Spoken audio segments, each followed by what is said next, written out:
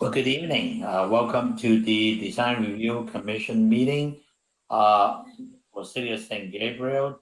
Today is Monday, February the 22nd, 2021. It is now 6:31, and I'd like to call the meeting to order. If I would ask Vice Chair Ramos to lead us on the Pledge of Allegiance. Great. Ready? Begin. I pledge allegiance Allegiance to the to flag the flag of the United United States of America and to the republic for Republic, which which it it stands, stands, one one nation, nation, under God, under God, indivisible, indivisible, liberty, with and justice justice for all. for all. Thank you, Vice Chair Ramos. Tonight's meeting is not on Channel 3, but it is on YouTube. So in case anybody want to view it, you can go on the online platform of the YouTube. Please email all public comments to DRC-public comments, PUBLIC COMMENT@sgch.org. No later than the time the item is considered by the Design Review Commission tonight. Comments received after items have been considered will not be read into the record. Comments will be read by Assistant Erica Ortiz for up to 3 minutes each. To prevent any overlap in comments, each commissioner will be called upon to speak. The first item on the agenda is public comments. This is the time set aside for members of the public to address the Design Review Commission on items of interest that are not on the agenda, but are within the subject matter jurisdiction of the commission. Pursuant to the Bran Act, the Design Review Commission cannot answer any questions or take any actions until such time as the matter may appear as an item on future agendas.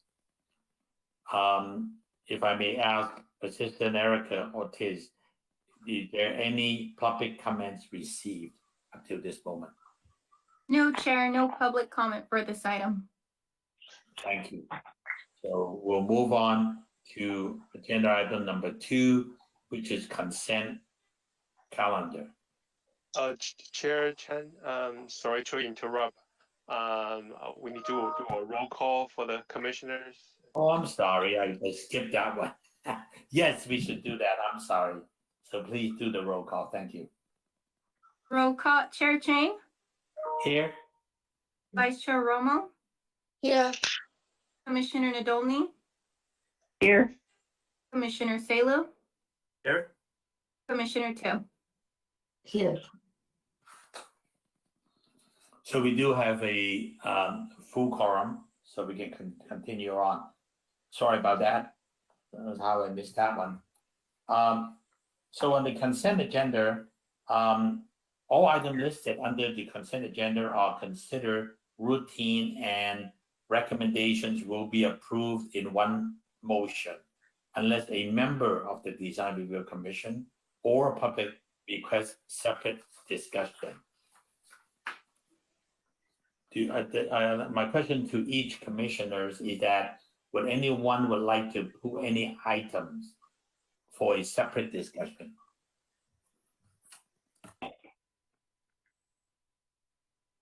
Hearing and seeing none, I'll ask Assistant Erica, have we received any requests from the public to pull any items? We have not, Chair. Okay, so with no items are being pulled, I would like to entertain a motion to approve the consent agenda items in one motion. The consent, yeah, so, sorry, Yeah. go ahead. This is Vice Chair Romo. I'd like to make a motion to approve the consent calendar. Thank you, Vice Chair. I need a second to that motion.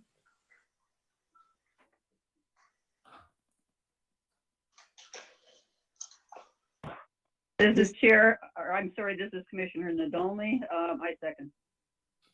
Thank you, Commissioner Nadoni. It's been moved and seconded. Roll call, please. Roll call vote. Chair Chang, Yes? Vice Chair Romo, Yes. Commissioner Nadolny, Yes. Commissioner Salo, Yes. Commissioner Tu. Yes. Motion passed. Vote is 5-0. Thank you. Okay, so we'll move on to the third item, which is public hearing. I will ask city staff to read the comments. Yes, thank you, Chair Chang. Good evening. Thank you for participating and tuning into tonight's Design Review Commission meeting. My name is Samantha Tiwasar, Planning Manager with the Community Development Department. There is one public hearing item tonight. Copies of the agenda and the staff report for tonight's hearing are available on the city's website at www.sangabrielcity.com. If you wish to comment on any of these items and are not the applicant, please email the public comments to drc-publiccomment@sgch.org, no later than the time the item is considered by the Design Review Commission tonight. Comments received after items have been considered will not be read into the record. Any decision made by the Design Review Commission tonight is appealable to the City Council. The deadline for filing an appeal application concerning a decision made tonight is Monday, March 8th. Otherwise, any decision made tonight will be effective on Tuesday, March 9th. If you wish to appeal an application, please contact the project planner for the applicable application and fees. For each item tonight, staff will provide a summary of the staff report, followed by comments from the applicant. Then the public hearing will be opened and the recording secretary will begin reading aloud the public comments that have been received during the hearing. Each comment will be read for up to 3 minutes. After the public comments are read, the applicant is provided the opportunity to rebut if they choose. Prior to the close of the public hearing, the commission may ask questions of the applicant, staff, or the city architect. However, once the public hearing is closed, the opportunity for public comment has ended. Chairman, at this time, staff is ready to present item A. Thank you very much, Samantha. We'll move on to item A, which is 1025 South Pine Street. Staff report. Thank you, Chair and members of the Commission.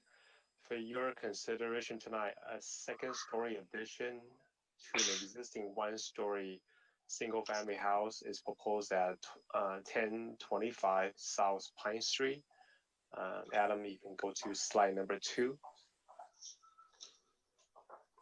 The project site is located on the west side of South Pine Street, between Fairview Avenue to the north and Central Avenue to the south. The project is currently a one-story, 960 square feet, single-story, single-family house. Slide number 3, please. Which you can tell from this picture, this is a current existing picture of a one-story house, and it's surrounded by a two-story house on both sides of the project site. And the proposed project to have a first and second story addition to the existing house, as well as accessory dwelling unit, ADU in the back of the project site. You can go to the next slide, please. This is the proposed front elevation view facing the street perspective. Staff mentioned earlier the project will be a second story addition to the existing one-story house. The project also includes a demolition of existing detached garage, and the new garage will be situated behind a house. So from the street perspective, you won't see the attached garage. Next slide, please.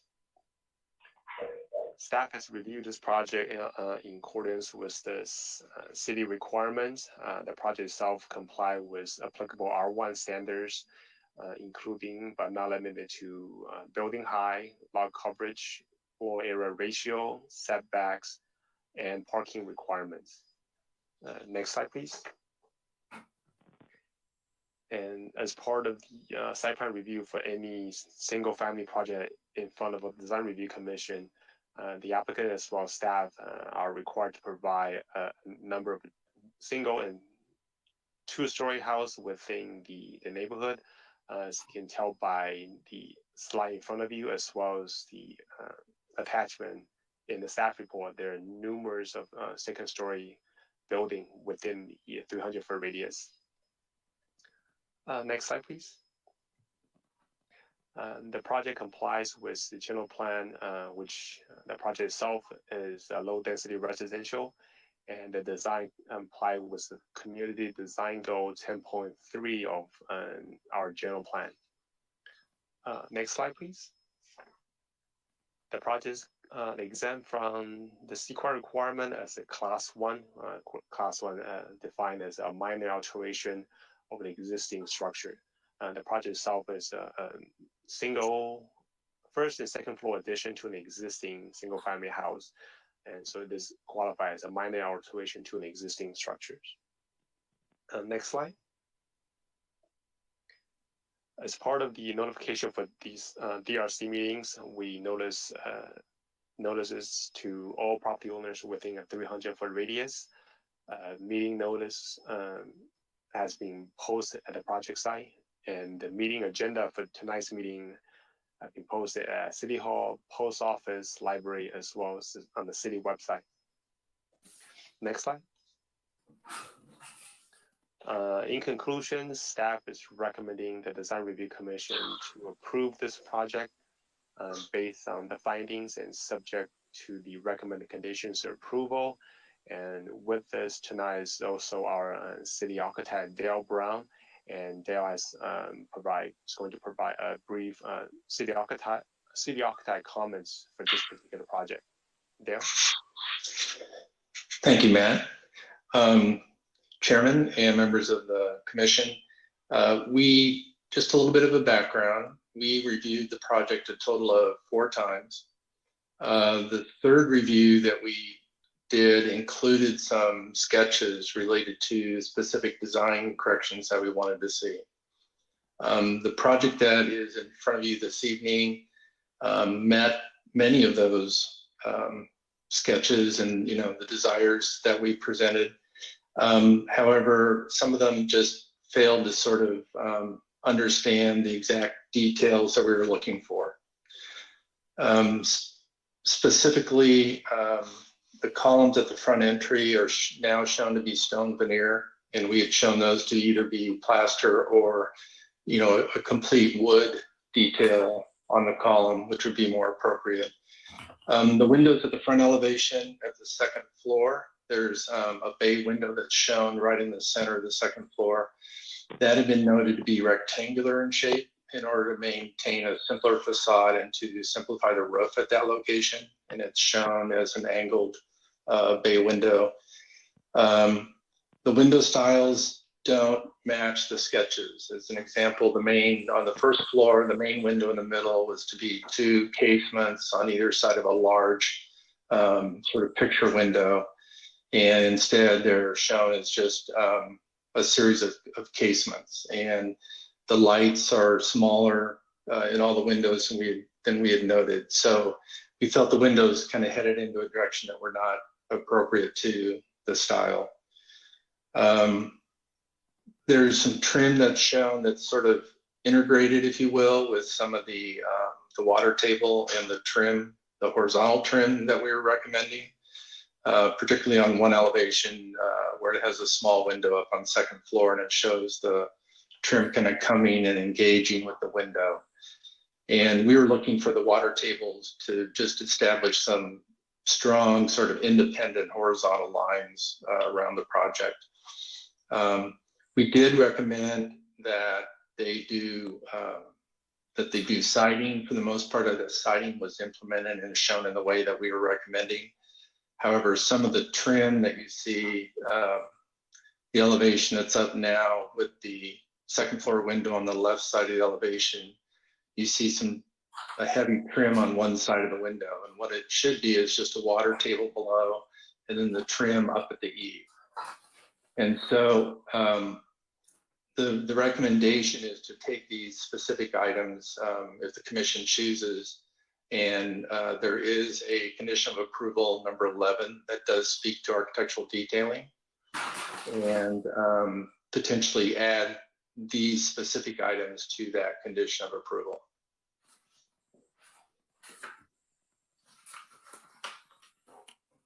Okay, thank you very much. Does that complete the staff comments? If it does, then I will ask the commissioners to address the questions to staff. So Commissioner Tu, do you have any question for staff? I don't. Okay. Commissioner Salo? No additional questions. Commissioner Nadoni? No, I think Dale answered it. I was going to ask if staff or the city architect had reviewed these plans, just because I'm surprised they came to the design review in the condition they're in. But I have no, I think Dale responded to some of my concerns, and I have no questions for staff. Thanks. Thank you. Vice Chair Romo? I concur with Dale's, the city architect's, Dale Brown's recommendations, especially regarding the stone veneer on the front. When we're looking at a classic style and putting stone veneer on the columns on the porch, it actually detracts more than it enhances the house. And I also agree regarding the windows and all the points that Darryl discussed. Thank you. Thank you. I'm glad that city architect had picked on all those items that really would raise quite a bit of concern. I also couldn't figure out whether they are replacing the first floor windows facing the street or not replacing them.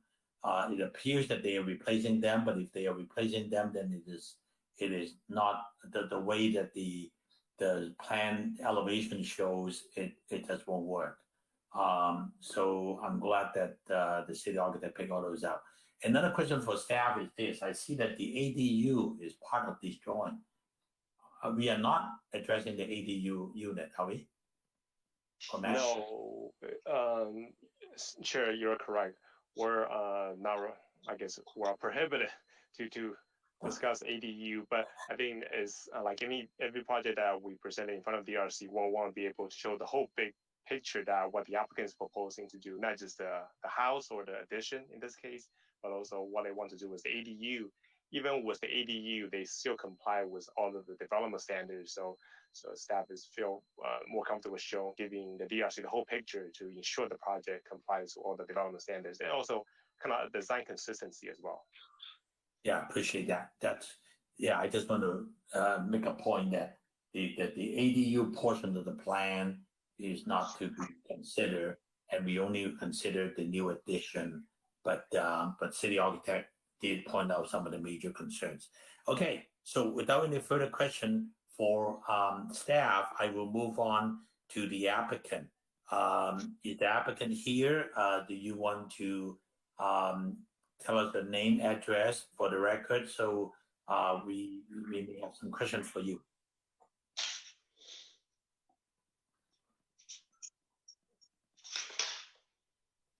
Can you hear me? Now we just hear you a little bit. Can you give us your name and address, please? Yeah, Patrick Chiu, architect of this project. Good evening, Mr. Chair and member of the board.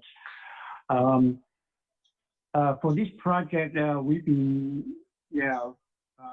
having a lot of good suggestions from the staff and also city architect. So the project originally was, the original house was just a box, a little box. And it turns out to be, after all this help from them, it turned out to be a pretty interesting and very nice project. Of course, we will follow city architect's direction to pick up all these details until we had a good project that will be approved by the city architect. And for this little house, we are kind of right in between of two-story houses. So a two-story house will make it more better situation for this location because it fits pretty well into it. We are not requesting any. We meet all the zoning requirements and we meet all the standards. So we're not requesting any variance or anything. So hopefully this project can be approved. Thank you. Okay, thank you. Commissioners, do you have any question for the applicant?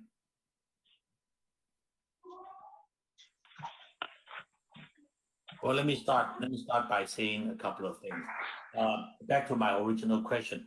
Were you intended to replace the windows on facing the street on the first floor? Or you were not?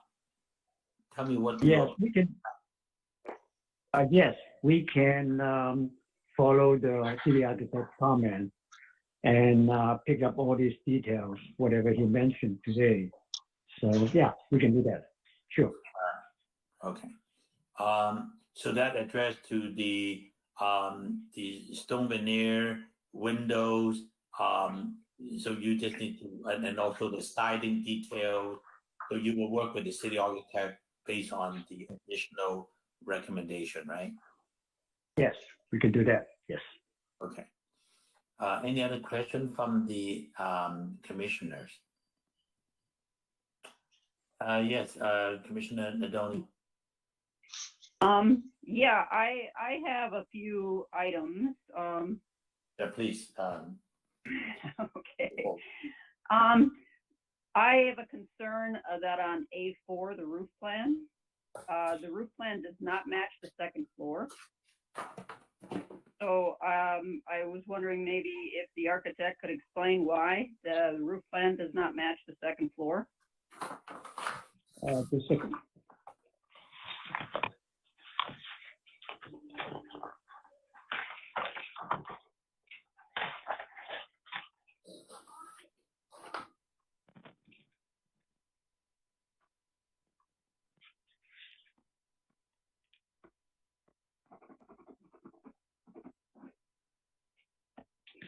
Oh, yeah, you're right. We had gone through quite a few revisions and getting help from the city architect and the planner. So that was we missed that. So we can put it back and fix it. There is a little, we just discussed the bay window kind of on the side originally, but then it moved to the middle based on the recommendation. So we can put it back to the middle part of the house. Yes. Well, it's more than that. The roof plan you're showing has a very small dormer in the front. And your floor plan shows probably about twice the length of the house in front. So, plus, I personally would rather have seen what the elevations would look like based on this roof plan, because I don't think that bay window in the front is very attractive at all. And I'd like to see what that looks like in the roof plan, but frankly, actually, no, I wouldn't, because I would highly recommend removing that bay window in the front elevation. It just does not fit. So I don't know what you had before based on Mhm. the roof plan that doesn't match, but I'd recommend taking another look at that because I can't, it doesn't look good. I think I have a number of issues, code issues that need to be addressed that can affect what the building looks like, the house looks like. You've got an issue with headroom in your laundry area. You've got an issue of headroom at the front door. From what I can see, there's only 6 feet. It appears on your elevation. You have 2 dark columns on either side of the pop-out entry. And then you've got a band running across that basically drops down below the top of the door. I scale it at 6 feet. There's an issue with headroom at the front door. There's also an issue with the landing at the front door, I think. You have very little landing at the front door. I also have concerns with the windows because on your window schedule, you do not schedule the existing windows. So we're assuming that the ones that are not scheduled are existing, and those are not the windows that are in your house, in the house at the time, right now. They don't match the elevations. So that needs to be corrected. I have an issue with on sheet A3. There's 2, it appears to be 2 cantilevers on the south side, the second floor cantilevers. Yes. Have you had somebody take a look at that structurally? Because those are pretty heavy duty cantilevers.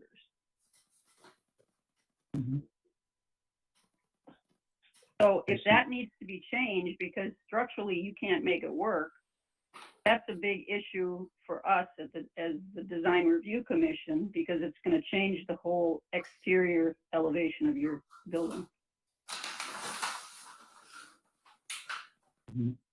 I see.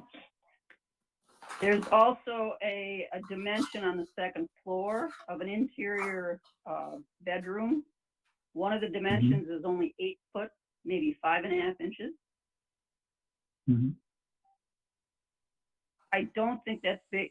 I'm not sure if there's a limit or if there's a minimum dimension per code, but I would be concerned with building a new room, a new bedroom that's only 8 foot, 5.5 inches wide in one direction.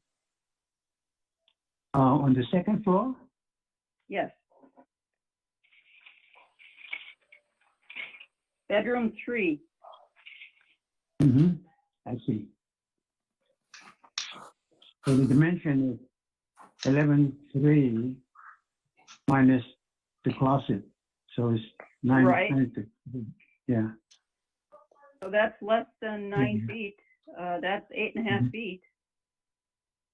I think you need to take a look at that. Okay. Okay, you're right. So maybe we put the closet to the other side of the bedroom there. Yes. Okay. Good. Yeah, So there's good idea. I guess what I'm trying to get at is, okay, one more thing on A1, is the front fence, is that intended to remain? What? What is in the first or second floor? No, I'm sorry, on A1, the site plan, Yes. is the front fence and the pilasters and the gate, the front fence along the sidewalk, is that intended to remain? Basically, whatever existing will not be there anymore except the house itself. So all the landscaping and paving and all the fence will be gone. So you're talking about front of the house? I'm sorry, so the front fence, that you're removing the entire front fence? You mean the house, for the house, right? For the house itself, or the fence at right along the sidewalk? Is that where you Correct. are Yeah, referring right to? along the sidewalk. Yes. Yeah. So all these old fences, will be Are you replaced, replacing it with anything? Yeah, we'll replace them with wrought iron fence. That's not, I don't believe that's shown on the plan. Oh, okay. Okay, so it should be, it should be indicated, yes. Mhm. Well, I Right. think it's something that the Design Review Commission would like to see. You're presenting, to the street side, and so we're going to be very concerned about what that fencing looks like. Okay. All right. Overall, I think you need to go back and really take a look at. I know we can't talk about anything on the interior of the building, but in some ways the interior affects the exterior, of course. I would take a really good look at what you're doing on the interior of the building, and maybe for your client, there's probably a better way to achieve some things. There's a flow. The flow is quite awkward, but that's for something I think you and your client to kind of look at. But those I think are probably all the comments I have. Thank you. Okay. Thank you, Commissioner Nadoni. Anyone else have any comments or suggestions? This is Commissioner Tu speaking. Yes, I agree with a lot of points that Commissioner Nadoli just pointed out. To me, that the second floor, the profile of the second floor seems a bit has no relation to the ground floor.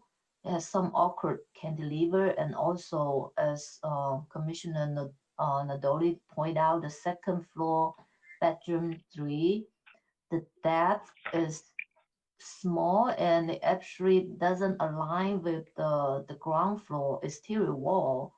I would just wonder, and also this large cantilever above the 2-car garage, due to the profile of the master bedroom, doesn't align with anything. I just feel like there is more like work needs to be done to take a look at how this interior layout would have relation to do with the elevation design as well. I do agree with the flow of the floor plan seems like a little odd, but that's not part of the design review.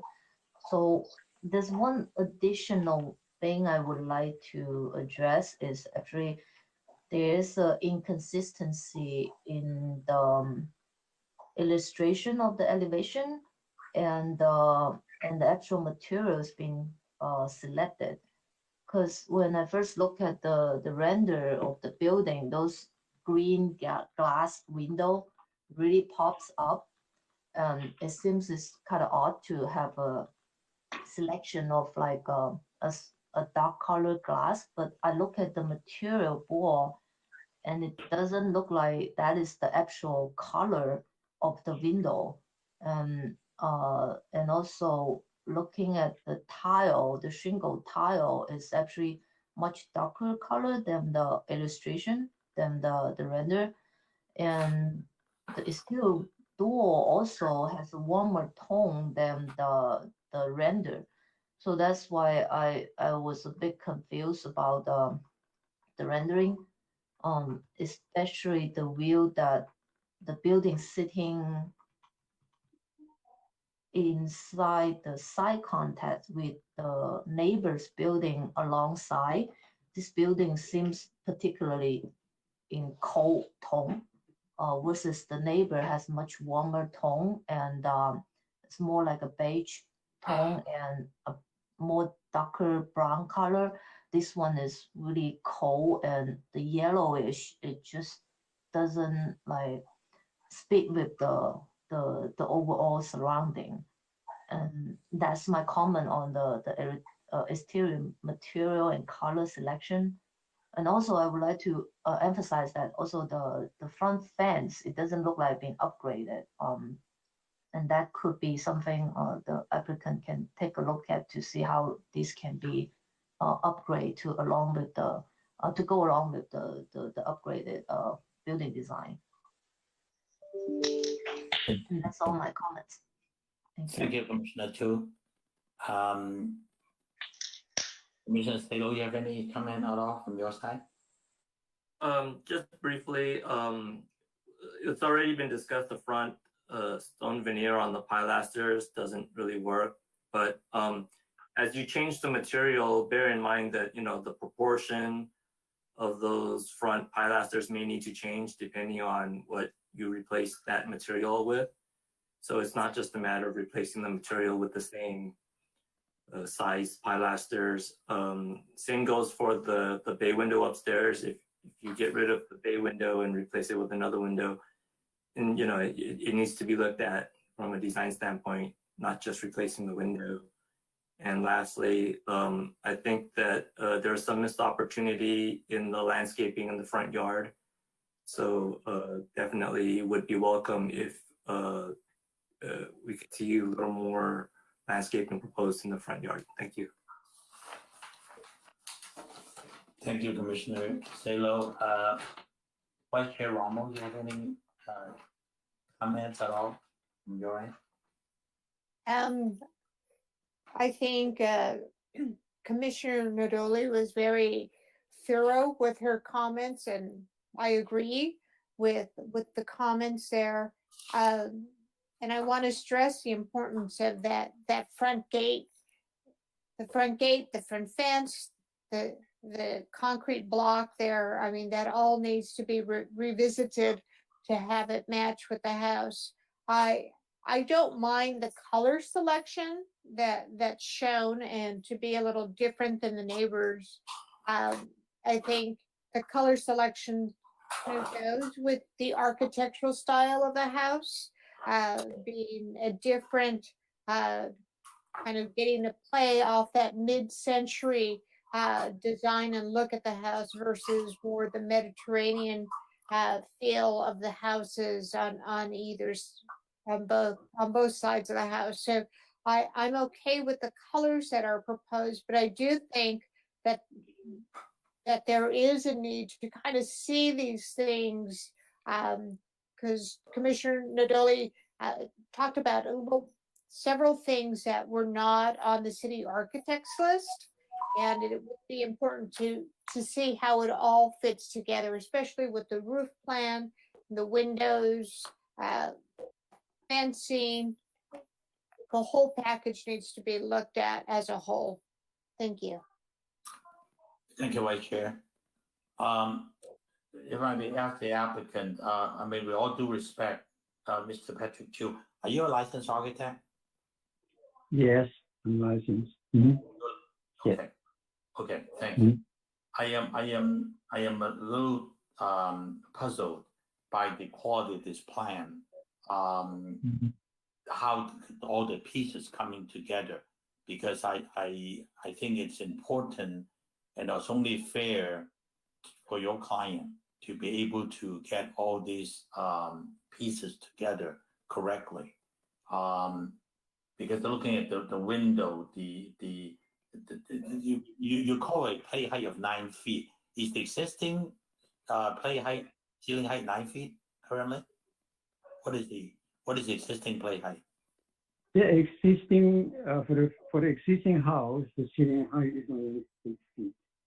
I'm sorry? It's very simple. 8 feet ceiling height.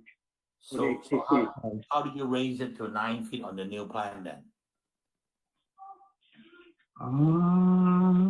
You can't raise the ceiling height a foot on the first floor remodeling without tearing it all out. No, we're not raising. No, we don't raise the ceiling height. The 9 foot includes the structure. So that goes up to the top of the structure, 9 feet. So the clear ceiling height is only 8 feet. Okay. All right, so, one, 9 feet, yeah, including the floor joists. all right, now, okay, now we clarified it. Yeah, okay, that's fine. Mhm. But looking at the second floor plan and all your structural issue, the window issue, whether the existing window openings get replaced with new window or existing window to remain is not clear anywhere. Some of the small window in the front to the right Mhm. shows that you couldn't get window with only like a 2 foot window having those buttons there. They don't even make it like that, and it's just not consistent with the rest of the home. Once you determine what company you go with, you need to work with their window design so that at least the house is consistent. So you need to work on those. And then of course the front yard fencing, any landscaping, if you were to remove any trees, or if not, are you adding any trees? Those should be, because by the time you add your back house with this remodeling, that site is pretty much beat up completely. There's not gonna be much left. So with that much work, you need to come back and show the planning department what exactly you're doing on this thing. So I guess you heard. I hope you take enough note from the commissioner's comment. And Commissioner Nadoni, you have another comment. Yes, I actually just noticed something more. The on your site plan, you show a patio off. It looks like a covered patio off the garage, but it's not shown, and it looks like it's attached to the garage, but it's not shown on your elevation. So these are the things that we need to see. We need to see the exterior elevations, and anything that is going to be attached to the exterior needs to be shown on the elevations. That was the last thing. Thank you. Thank you. Thank you very much. You know, I think the overall volume being a 2-story between the two existing 2-story homes, I think that is appropriate. I think it's not an issue there. You met all the basic code requirements, so that's not a problem. But the detail of the plan is, if you approve it the way it is, you're going to have much bigger problem when it comes time to build it out in the field. And then you may be subject to some tearing down to make it work. So I would strongly suggest you talk to your structural people, make sure everything works construction wise, and make sure you work out the detail with our city architect. So when they come back the next time, everything is there that we can approve without any difficulty. So I hope you're taking some notes on that. Do you have any other questions for us?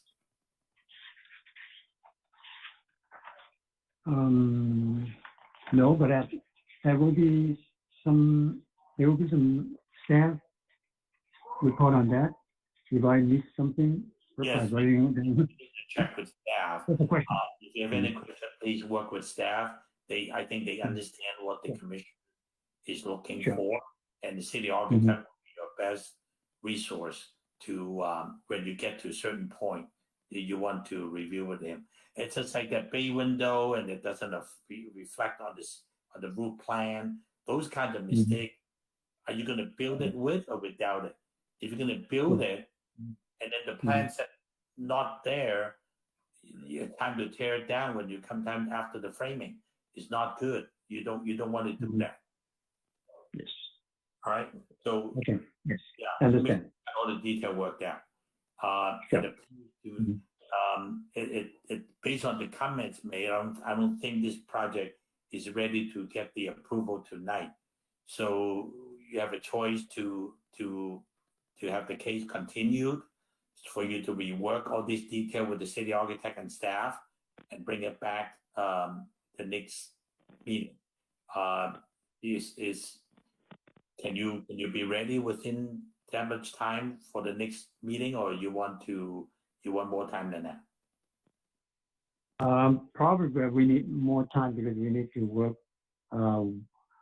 coordinate with the city architect and the planner, back and forth. So that probably takes time. Yes. Mhm. So this is February. So you think you may be ready by April? Yes. Yes, Okay. definitely. Mhm. All right. Because March you need to bring it back in 2 weeks, and I don't think there's enough issue that you need more time than 2 weeks to resolve all of that. So with the COVID situation too. So understand. All right. So if that's the case, then I'd like to entertain a motion from the commissioners to continue this phase to April. Chair, this is Senior Planner Matt Chen speaking. If we can check, make sure there are no public comments received this project before we continue the. You're right. Sorry. Thank you. Thank you for reminding me. Assistant Erica, did we receive any comments on this case? No public comment for this. Sure. Okay. Thank you. Thank you. Actually, we just have the question for public. I completely messed up. So since there's no comment, I'll close the public comment, and then I think we can have commissioner deliberation and or discussion. I kind of jump over that too. So are there any further comment among commissioners, since we basically had voiced our concern with the applicant? Commission 2, any further comment? Oh, no, I don't. Thank you. Commissioner Salo? No further comments. Okay. Commissioner Nadoni? No, not at this time. Okay. Vice Chair Rama? No additional comments. Okay.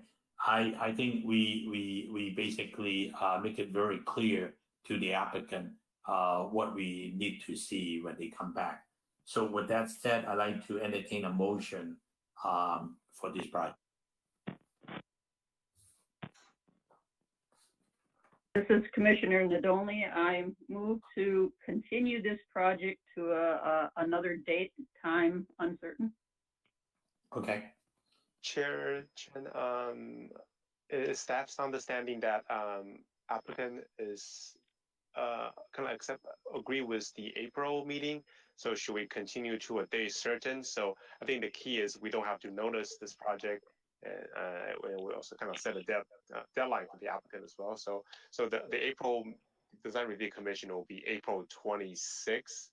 So if Commissioner can entertain to continue to a day certain, which is April 26th for this project.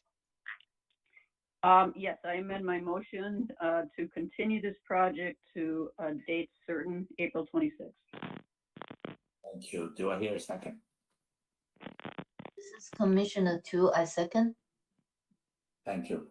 It's been moved and seconded. The project is to continue to April 26th this year.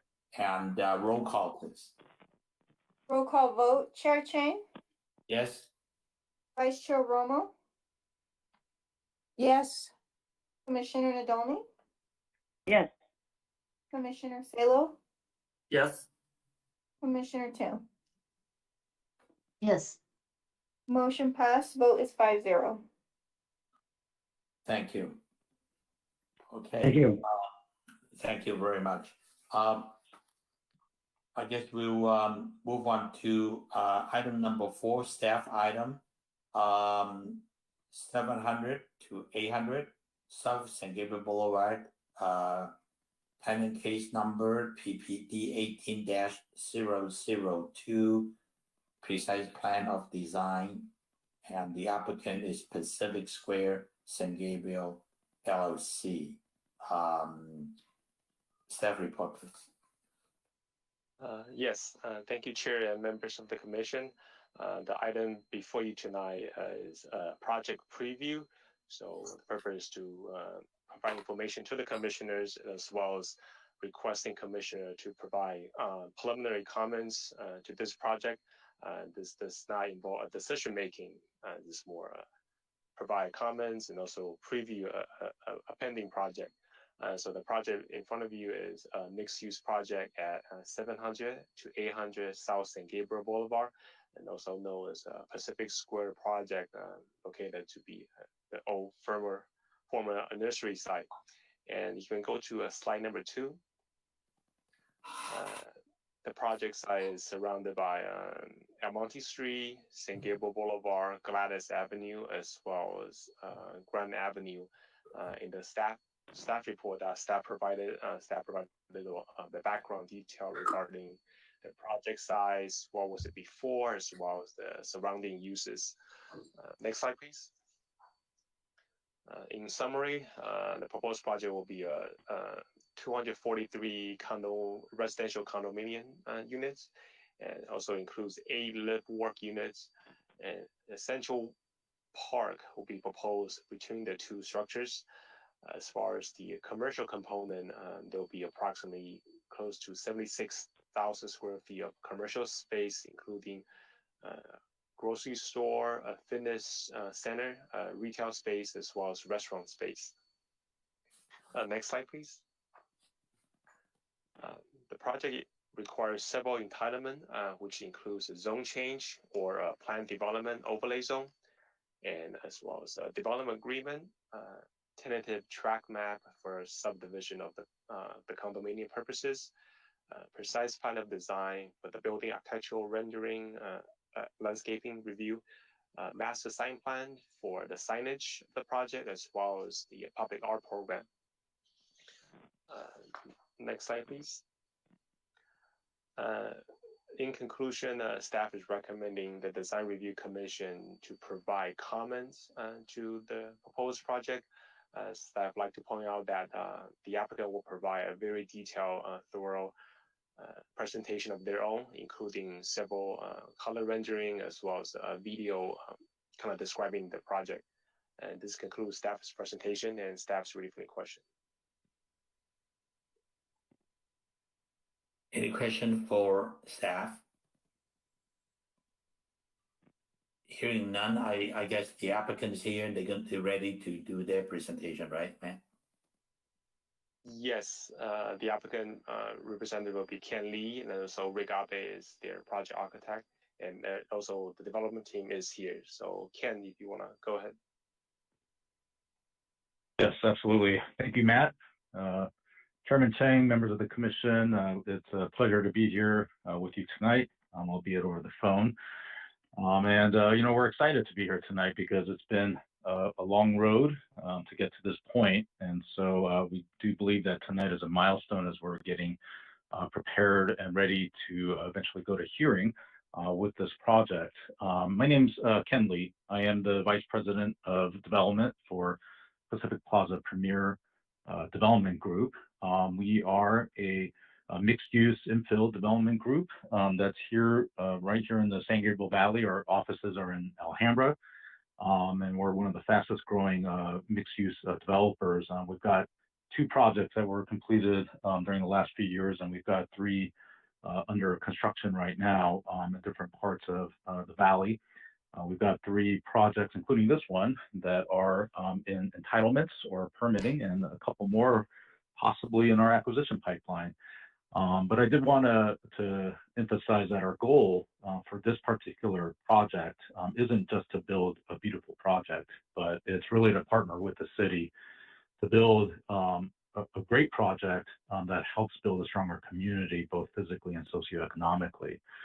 With me on the phone tonight is Rick Abe, Media Portfolio. He is our design architect and has been the lead architect on this project, along with Simon Lee Associates. And so we have both Simon Lee and Tim Fan that are also available to address any questions. Next slide, please. And as part of just tonight's presentation from our team, I just wanted to introduce both the project, our team, and the process that we've gone through to date. We'll be presenting the project design by Rick, as well as any questions for both Simon and Tim. And then obviously we're here really to get your feedback. Before I jump into it, I did want to thank your staff, Samantha, as well as Matt, have been extremely supportive as far as guiding us through the process and asking a lot of tough questions, which we appreciate as staff. Also wanted to thank your city architect, Dale Brown. He provided some early feedback for us on prior iterations of the plan as we've refined it to get to this point. And there have been many iterations of this plan over the course of the last several years with a lot of feedback and input from the community, as well as your staff, and actually from our prospective tenants as well. Next slide. So you're all very familiar, obviously, with the former growing grounds of the San Gabriel Nursery. There's a lot of rich history, obviously, with the nursery and the Yoshimura family. But this is really for us a crown jewel for one of our projects. We've got, as I mentioned, several projects that are all in different phases of either construction or entitlement.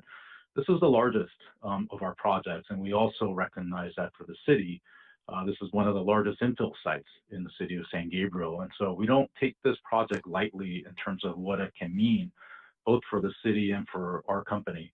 I also want to reassure you that our company is one that looks to stay with the project, finish it, and stay with the project. And so we are really looking to be ongoing members of the community as well. Next slide. And next slide after that. So on slide 5, I just wanted to quickly introduce who's on our team. And we've really assembled really a high quality team to be able to navigate this project. And so again, our architect team, Media Portfolio and Simon Lee and Associates, the CEQA consultant who has prepared the EIR, which the EIR review comment period just closed not too long ago toward the end of January. But that was Environmental Science Associates, ESA, that prepared that EIR. We also have Stratoscope. John Guerry is the CEO of Stratoscope, and he's been our community engagement consultant working with us throughout this project.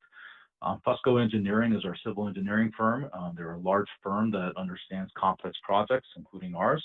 Utility Design Solutions is our dry utility consultant. Newmark Knight Frank is our broker, and they've been playing a very key role in this project because one of the early assignments for us was to make sure that we build a retail project that is marketable, but it's also responsive to the community and the desires of the community as well. And Kaiser Marston Associates also prepared our market study for this project as well. Next slide. So just very quickly, I wanted to walk you through where we've been and where we're going with the project and our development planning process. Next slide. So on slide 7, you will see just a quick timeline of where we've been. And when I say it's been a long road, it's been an event-filled road. And so we haven't been sitting on our hands at any stage of this project, nor has staff or anybody else involved. But we purchased the property back in late 2016. And so, as you can tell, it has been a long road. But it's been a very valuable road for us because it's allowed us to actually engage community members, stakeholders throughout the whole process. We just shortly after we closed escrow on the property, we worked with staff to identify key stakeholders. We held interviews with the intention of, one, getting to know your community members and community leaders in the area, but then also to take those interviews and what we've learned about the community to help us design workshops and how we want to facilitate these workshops. So we held 2 workshops in May and July of 2017. And I'll share a little bit more about what came out of those workshops, as well as the third one that we held later. After we held those workshops, we gained input really in terms of what some of the desires were of the community, as well as some of the concerns. This really helped us shape the initial site plan that we submitted to the city as part of our full application submittal, which was in March of 2018. After that, we went into a phase of obviously plan review with staff, as well as kicking off the EIR, which we all know takes the longest part of the process. And then we circled back, actually, because it had been a couple of years since we had engaged the community. And so we held meetings like tonight. There were informational preview meetings with both Planning Commission and Council in May and June of 2019. We got some good feedback and some also additional feedback that they wanted to see us also re-engage the community, which we then did in August of through December of 2019. And so we did some additional outreach back with stakeholders as well as additional stakeholders. And we held a third workshop in 2019 where we were able to unveil really for the first time what the project would look like and gain some additional feedback from the community. COVID came about, obviously, not too long after that. And so what we did in lieu of additional focus workshops, we were originally going to do a walking tour, but instead we did a virtual tour, which you'll see a video of that we have included in that tour. But that was a fairly well-attended tour. We had some good questions and feedback as well. And then we had another preview meeting with the Historic Preservation and Cultural Resources Commission in September of 2020, really to talk about some key aspects of how we're planning some elements that really look to pay an homage to the nursery and the Yoshimura family as well. That brings us to tonight, which is the DRC preview meeting, where we're looking forward to getting some valuable feedback before we head on to the Planning Commission and Council, and then obviously back to you again. Next slide. So, and you know, I know that you're waiting for really the meat and potatoes from Rick Abe to be able to present the design. But just let me share a little bit because it's important for us to also communicate some of the thought process that went into the design and how the public participation aspects really fed into that. And so some of the key themes that we heard through these different workshops, which were really engaged workshops where we allowed for a lot of one-on-one dialogue between different members of our team, including our design team and the community. Community and heritage, obviously, because of the history of the site, was very important, but also the context of the project with the surrounding neighborhood as well. You know, the aspect of providing opportunities for community gathering was really important, which you'll see as we've designed out the community space. And there were some aspects of some elements of amenities that folks wanted to see in that community space, as well as how that space would be programmed. Obviously, that's really important for the community and how this property will eventually engage the community. Retail was actually a very large part of the discussion because of really some desires for quote unquote mainstream types of retail opportunities, including the desire for a market, which we've been actively pursuing for the last several years. And then obviously there are concerns about the project, including impacts from traffic, potentially parking spilling over, and obviously architectural design, density and height as well. Next slide.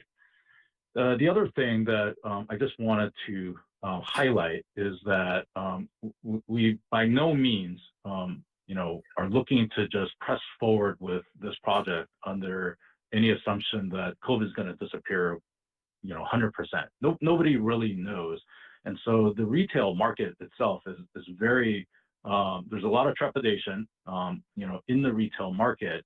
But one thing I can tell you is we are extremely fortunate with the way we've designed this project. Both the public plaza and the Central Park area provides for this type of open space to allow for gathering, but also social distancing as well. I think there's some aspects of this in terms of outdoor dining that's going to be very important. Even if COVID goes away, you know, outdoor dining in Southern California is just one of those things that can always be done here because of the weather that we enjoy. Next slide.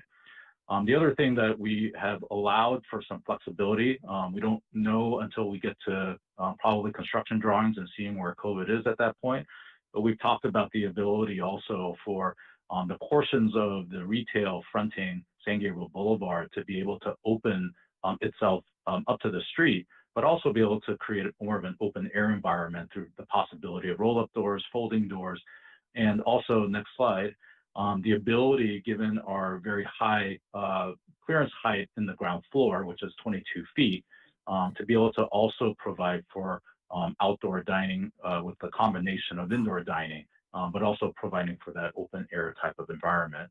We also see the benefit of engaging the street through these types of outdoor dining areas that's on the actual street frontage as well. Next slide. And this is just another example of what that could look like, including the high ceiling clearance. Next slide. This is a restaurant that's actually in Torrance at Plaza del Amo, which just has a great outdoor dining area that provides amenities and really engages the street and the community as well. So with that, next slide, slide 14, I am going to hand it over to Mr. Abe to really walk you through the overall development concept and the design specifics for this project. Thank you, Ken. I'm assuming that everyone can hear me all right. Please let me know if there are any technical issues. No problem. Wonderful. Chairman Chang and members of the Design Review Commission, I concur with Ken. Thank you so much for the opportunity to speak with you today. My name is Rick Abe, and I'm the design architect for Pacific Square San Gabriel. And yeah, I don't think I've ever had my work referred to as meat and potatoes. So thanks for that. Next slide, please. So from the very beginning, this diagram is really the foundational approach to how we went about being creative as it relates to this development. We wanted something obviously that had good architecture, but more than that, we wanted it to be contextually appropriate. And in talking with the city of San Gabriel, we really wanted to align what we were doing with where the city wanted to go strategically. And I think that that's something that I appreciated about the developer, is that recognizing the fact that there is more than just development success.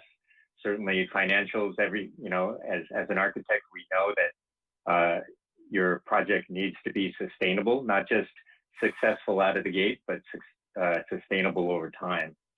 And so it's really this approach that we were striving for from the very beginning.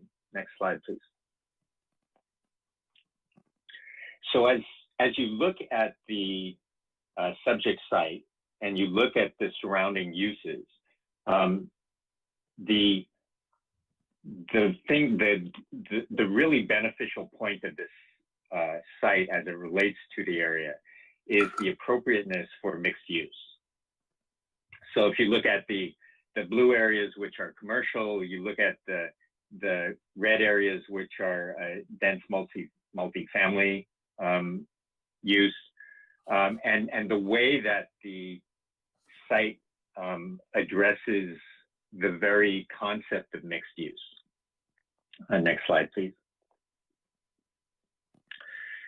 So as we place the site plan into the overall context, you can see, the start of that relationship between the fabric of the city and the new development and the potential interaction between the two. Next slide, please.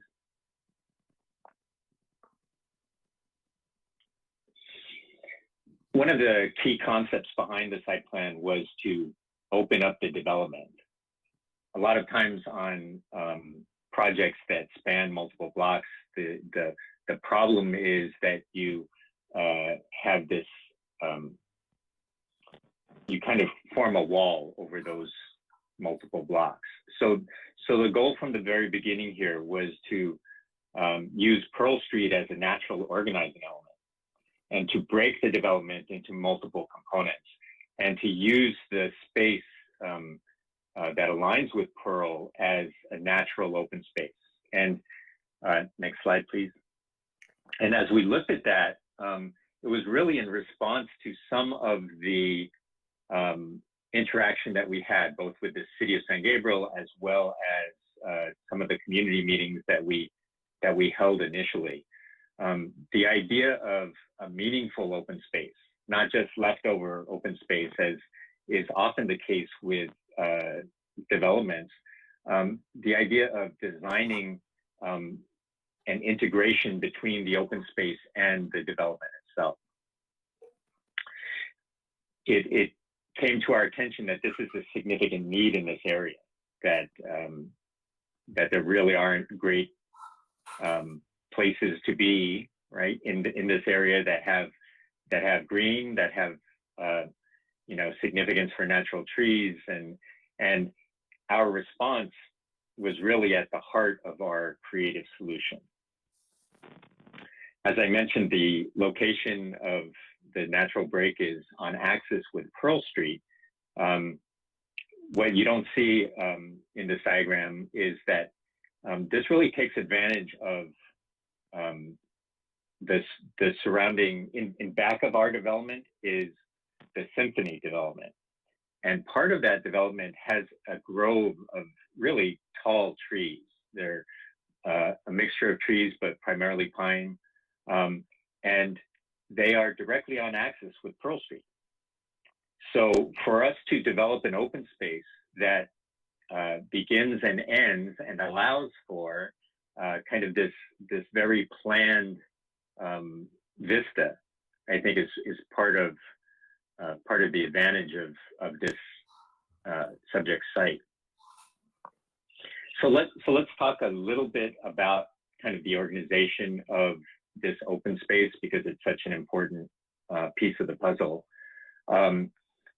As you work off of San Gabriel Boulevard, which is obviously the highest trafficked street, we have retail, restaurants, coffee shops working off of that space.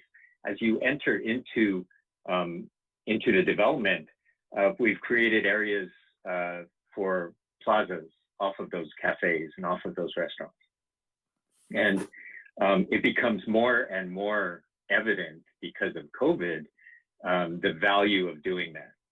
Certainly in LA, everybody loves to have an active, street scene. And that's important. Part of the reason for the importance of that is that because we're trying to build activity along San Gabriel Boulevard. So for us to establish an active street life and a visible street life, the Cafe Plaza is part of that. As you go in a little bit deeper into the site, then you have the opportunity to access the parking areas to the north or to the south. And then immediately in front of you is the Central Park. And that acts as both an activator for the retail, but also a sense of place for pedestrians. Next slide, please. So this is one of our early sketches of what we envisioned for the Central Park, that there would be places of nature where we have the grove of juniper trees. We have places of sound and kind of a playfulness, which would be like the splash pad. And then these were our early images of what we envisioned on the terrace as kind of places to sit and have a picnic or grab lunch. And then some kind of organizing pavilion that would give additional sense of place. Next slide, please. Ken mentioned the Yoshimura family, and they are part of the city of San Gabriel. Their legacy will continue just because they've affected in so many lives within the San Gabriel Valley. They are Japanese American, like me, and they went through the war experience like my parents did. And for them to establish such a landmark as the San Gabriel Nursery, we felt that it was very appropriate to recognize that. So Ken and I have met with the Yoshimura family several times now, and their humility is really incredible. And we talked about how the new development could just touch on, they really didn't want anything. They absolutely said no statues, no overt tributes to them. And so we started talking creatively amongst us. And next slide, please. And one of the things that they brought up was how they dialogued with the city to retain the juniper trees that are along San Gabriel Boulevard, which they planted. They're on their property. We discussed about the opportunity to use those trees and to create this alley of junipers along a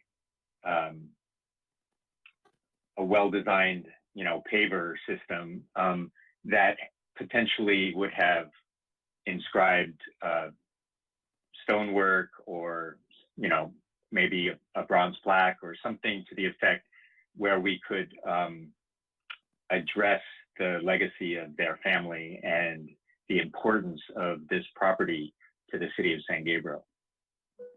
They really liked that idea. And it really played into a kind of a joint understanding of what this could mean both to their family and to the city and its development. Next slide, please. So as we look at the heart of the development, which does multiple things, right? It provides a green space, which is really great for just about every pocket park that you have in an urban area. It also provides an access point for all of the surrounding residential, right? We have the Olson Company project in the back. We have the Symphony project, likewise. And the ability for residents, not just of Pacific Plaza, Pacific Square of San Gabriel, but residents in the area to benefit from this open space. That's just part of kind of the community building that Ken was mentioning a little bit earlier.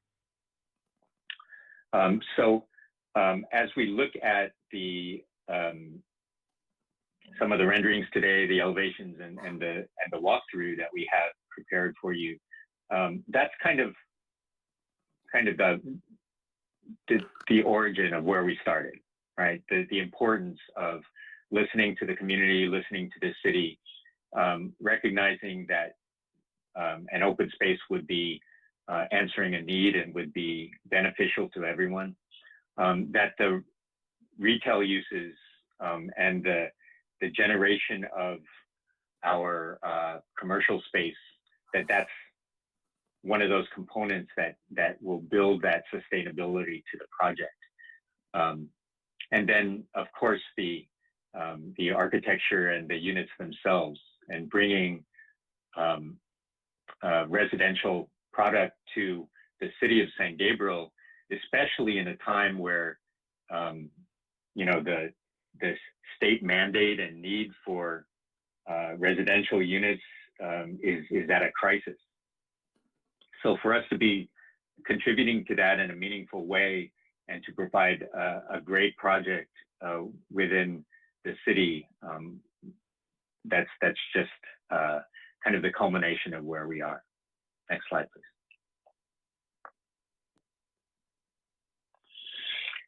So this is a diagram that gives you an overview of kind of the tour that I'll give you of the property. I think what's really, there are a couple of, before I show you the images and the video, I thought I'd give you an idea of kind of the opportunities that we have in developing a project like this. Whenever you develop a mixed-use project, you need breathing space. And I think that's why kind of the Central Park concept was embraced by us even in the very early options that we had. But as you break down the mass of each block, right? The north block, which is the 700 block, and the south block, which on this diagram is to your right, which is the 800 block. The idea of being able to articulate those building masses was really at the heart of where we were going. We did that in a couple of different ways, and I want to mention them first just before we show you the rendering. One is through the use of basically a podium. Right? A lot of you are familiar with kind of podium architecture where, especially as it relates to mixed use. But the reason why that's important here, and this was in concert with our real estate group, was that we wanted there to be a identity for the retail along San Gabriel Boulevard.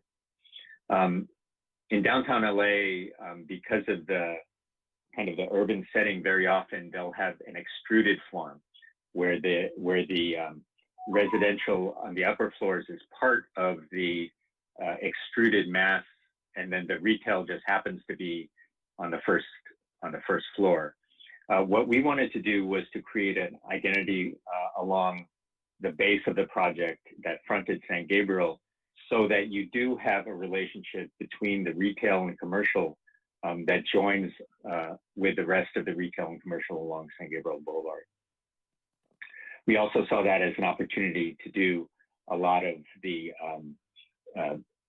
change in materials and kind of a presence of scale, and that will be evident. And then the other thing, as it relates to kind of the podium concept, is setback. So our commercial on the ground floor is actually set back from anywhere from 10 to 30 feet by itself. The ins and outs, the modulation of the ground floor is meant to help break up that sense of the block. And then the residential on the upper floors is set back from the edge of the retail or the commercial. So that it emphasizes the identity of the commercial layer on the ground floor, and then it de-emphasizes the mass of the residential. So with that, next slide, please. So in each case for these renderings, I'll show you quickly kind of the before. This is the corner of San Gabriel and El Monte. Next slide, please. And then this illustrates kind of the breakdown of the massing that we talked about. The architecture here allows for use of high-end materials, and by using color and material, in this case, the alucobond, the aluminum of the accent fins within the building, and the siding of the ground floor, this all helps to modulate the building in multiple ways, not just in geometry, but also visually. Next slide, please. Along Pearl Street, so this is a view directly from Pearl Street down the axis of the Central Park. Next slide, please. And this shows you the way that we step the massing down from the residential to the commercial to the open space park, and it allows for landscape in this particular case, the palm trees, to create a vocabulary and identity in shaping that space on its own, and then the way that the building steps back from that forms this kind of arrangement, symphony of elements to heighten the experience as you enter into the site, and then you experience Central Park with the building as a backdrop. Next slide, please. As you look north along San Gabriel Boulevard, this is the intersection between San Gabriel grand. Next slide, please. You could see the way that the podium piece for the market on the corner, where we're proposing a market here, that provides identity to the commercial, and it gives us an opportunity to work with the signage, work with the graphics of the development to brand the entire development in such a way that that it becomes part of the neighborhood, but it also becomes you know, a destination place as well. Next slide, please. Along the Gladys Street, next slide, the residential steps back and is set back from the edge of the commercial level. Along this Gladys Street edge, you'll have access to, you'll have dedicated access to the residential. So our work with the city and the Public Works Department, we've tailored the number of access points, and we've tailored the location of the access points so that we can be cognizant of how the traffic and parking is going to be addressed, and it allows for us to interface with on the right side, which would be the Symphony project. Next slide. And this is along Gladys looking the other way. Next slide. And there will be points where along all sides of the project that will allow for residential access through secure lobbies. Even the parking that we've provided on the ground level, we've treated the Gladys Street elevation with architectural grill to allow for you know, a kind of a more approachable look to that. And then along the edge of the upper portion, we set back the residential and we'll provide an additional softening measure there. Next slide. And this is the view up El Monte Street. So this is looking towards San Gabriel Boulevard. Next slide, please. And this shows another parking access point, and it also illustrates kind of the intersection between, in this case, what we have as the fitness commercial space, and how that intersects with the residential lobby. Next slide, please. So we've gone through kind of a variety of different finishes and materials for use in this development. And I'm really pleased that that we've maintained this high level approach to materials. We're planning for what will appear to be a wood siding, but it has greater durability than that. It's a fiber cement siding. And we're using 3 different colors for that. As I show you the elevations in the next couple of slides, that lighter colored, ash colored siding is actually used on the vertical faces of the walls of the project. You know that in Southern California, almost every project is done in stucco, and that's it. You get stucco and you get metal pipe rails, you know. And we're really appreciative as designers that we were given the green light to really use quality materials on this project. So we have the Nichia siding on the commercial level, and then throughout the project in multiple places we have 3 colors of aluca bond. And aluca bond is is used a lot in the newer mixed-use projects in downtown LA. You don't see it a whole lot in the San Gabriel Valley, but it allows us to have a quality finish that will remain that way over time. And then the other finishes on the building will be smooth stucco, and those will be painted with an elastomeric paint. So wherever there is stucco, it won't be kind of that sand finish or it'll be more of a high quality finish with a paint that will be matched with that. Next slide, please. So I'll kind of run you through the elevations to give you an idea of how these colors and materials kind of mesh together. But you can see that the kind of the base of the project is in the siding, the commercial base, and then it allows for the residential to set back from that edge.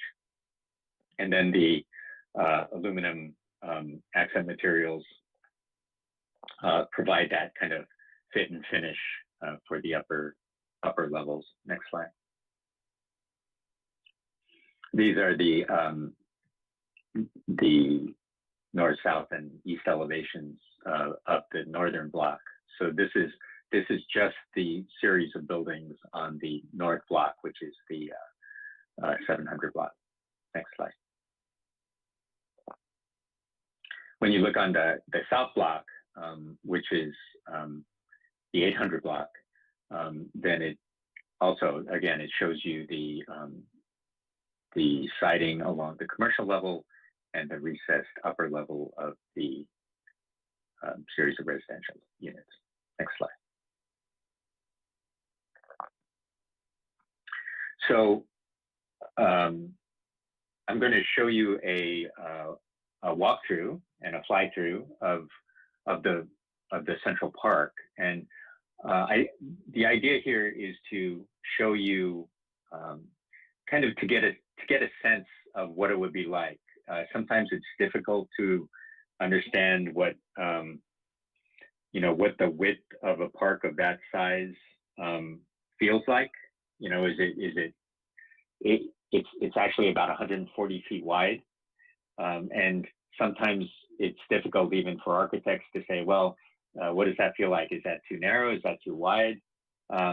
So we created this walkthrough to help communicate that. Next slide, please. And when you're ready, just one more click and the video should start playing.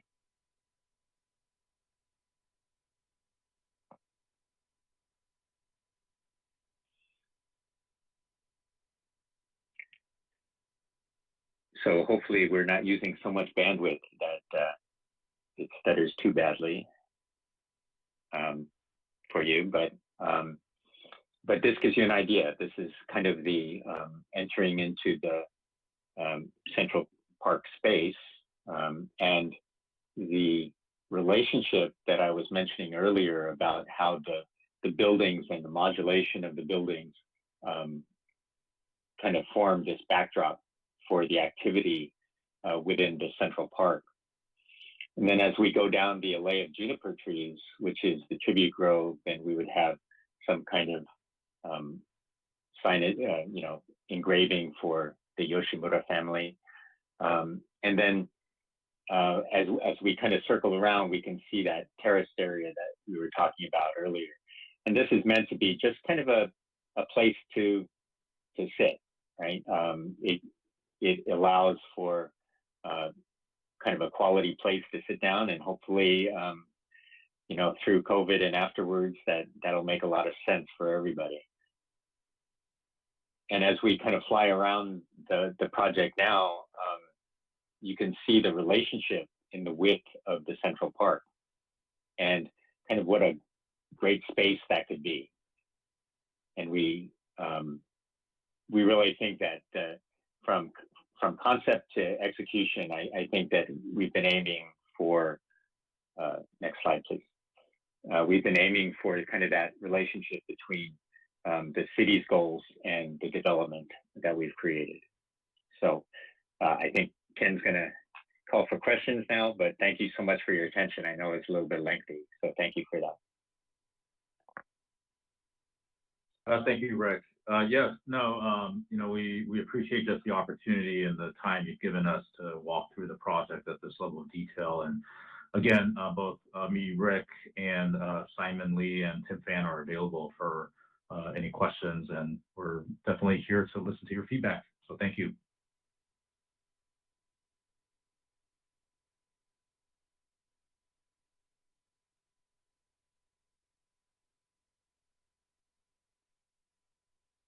Sorry, I was muted. I guess we can open up the forum for commissioners to ask if there's any questions at all. I'm sure there will be some comments made. I'll go through my normal thing. I'll start with Commissioner 2. Do you want to have any question or any comments made regarding the proposed project? Is this question to the applicant? Yes, to the applicant, yeah. Oh, okay. Yes. Yes, thank you for the presentation. I think the design is really impressive, and especially with the fly-through animation, so that we can have the first-hand experience about this open space. I do have a question in terms of the driveway going into the property from San Gabriel. So I noticed that it is like serving as a parking garage entrance as well, because you have been emphasized that to create this walking environment, walkable open plaza area for the community is really critical. I was wondering the necessity of having this driveway, because I believe it's gonna to be, the project team has took a long time to debate and design this project. We're just curious the necessity of this driveway to going into the project site through this, so that it kind of like cutting through this the entire plaza into 3 different separate areas. And I also was interested about the idea about the contextual design. I thought it was brought up at the beginning of the presentation, talking about how this project was initiated from the city, the community, and I was wondering what kind of design idea and architecture language had been applied to the building elevation design, because from what I seen here, the building design is really modern, contemporary. Is there any contextual relation to the city of San Gabriel? This is my 2 questions. Thank you. Wonderful. Ken, I'll start that and feel free to join in. Maybe Matt, if you could go to slide 18.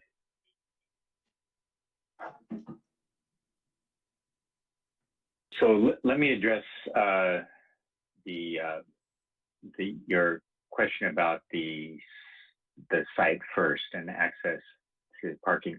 We actually looked at in the first iteration, or the first few iterations of the project, we looked at not having access off of the Pearl Street side. And as with every architectural project, we try to balance both the visual and the functional and the context of the public works context. And the idea of creating a limited number of access points to the site to help with both parking and street traffic, our dialogue with the Public Works Department, we ended up at this solution whereby we could use the access from Pearl Street and access both the north and the south side of the property. But the residential access is solely off Gladys and is dedicated, right? So the idea of creating access for the commercial parking, which occurs at the ground level and one level of mezzanine, and then having access to the residential parking, which is accessed off of Gladys Street. So that subterranean level is for the residents. The issue of contextual design, what I meant by that when I was introducing that idea in the beginning, and I'll address both sides of that, is that from a context standpoint, this property is well suited for both a commercial as well as a residential component. Because of the location of the Olson Company project and the Symphony project in back of us on Gladys, and then the commercial along San Gabriel, the idea was that it was contextually appropriate in terms of its use. I understand your question about architectural style, and that was brought up during some of our community meetings, and we did look at that idea as we designed the project. My comment about that is that it is difficult for a mixed-use project, which is very much a 20th century product, right?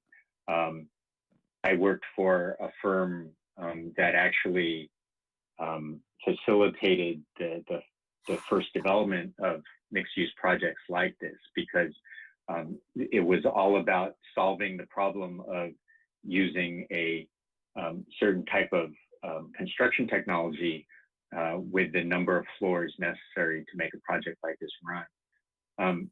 So because it's a product unto itself, unlike a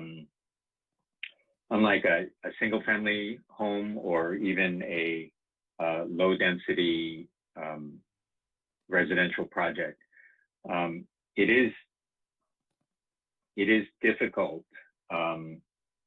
to use the same architectural style arguments for a mixed use project as you would for a single family home. I think the great advantage of a single family home or a low density residential project is that because there are architectural styles that were originated in that type of development, that you have a whole vocabulary of elements that are authentic to that style and authentic to that product type. Any use of a architectural style that is typically more on that scale applied to a mixed use project could be done, but it would be done as an homage to that style. It wouldn't be using authentic details in the way that they were originally designed. So our approach, first and foremost to this, was to try and create a sense of scale and apparent quality to the development. And because of the height limitations and trying to maintain a reasonable scale to the project, that's kind of why we went to that. So I'm not saying that that's not a issue, but certainly that was part of our rationale as we developed the design. But that is a good question. Okay. This is Ken Lee. One thing that I also wanted to add as part of our overall homework that we did through, again, an iterative process, is that one of the other stakeholders that we've been needing to also pay very close attention to are our prospective tenants for the retail elements of the project. At about 70,000 60,000 square feet of retail uses, including 2 primary anchor tenants being the fitness and the market. Our ability to secure those tenants is really critical, particularly in response to the desires of the community looking for quote unquote more mainstream retail uses. And so the more contemporary architecture is one, not only appropriate for some of the retail tenants, but it's also demanded by some. LA Fitness was one of the prospective tenants for the fitness center, and they have very specific architectural requirements themselves. And so part of the challenge for us is to ensure that we have a successful project also in terms of our ability to lease up the tenant spaces as well. That also applies to the parking and the circulation, including the north-south connectivity between the project. As Rick mentioned, one of our earlier iterations that even Dale Brown had the opportunity to review and comment actually had more access points than this, but also there was no previous vehicular connectivity between the north-south, and that was something that we did discuss, and in the later iterations agreed that it was necessary and important, but also again for the success of the retail component of the project as well. Okay. Well, I appreciate that. I think in order to be more successful during this session, instead of having one come in and you try to debate that question, I think maybe you should learn to listen to the commissioner's input, jot them down, and then take it to heart as to some of the concerns that they may have. And then maybe at the end, then you can either share some of these answers back to us, because I don't think this is your final solution yet. I'm sure you're here wanted to listen to what the commission has to offer, and then take that in and try to hopefully come up with something better than what you have now. So would that work? If that worked, why don't I just go ahead and let the commissioner share? But before I go in there, let me just ask you a quick question. I haven't been able to get that critical information. How many level of parking underground do you have on this project? There's one level, this is Ken Lee. There's one level of parking that is subterranean. That entire level is 100% dedicated to the residential uses, with the dedicated driveway access points off of Gladys Avenue. The retail parking is 2 levels that are above ground. One level is on the ground level, and then there's a mezzanine level above that, which is why we have such a high clear height for the retail uses at 22 feet. Okay, so 1 level underground, which is all residential, 1.5 or full 2 levels of commercial parking?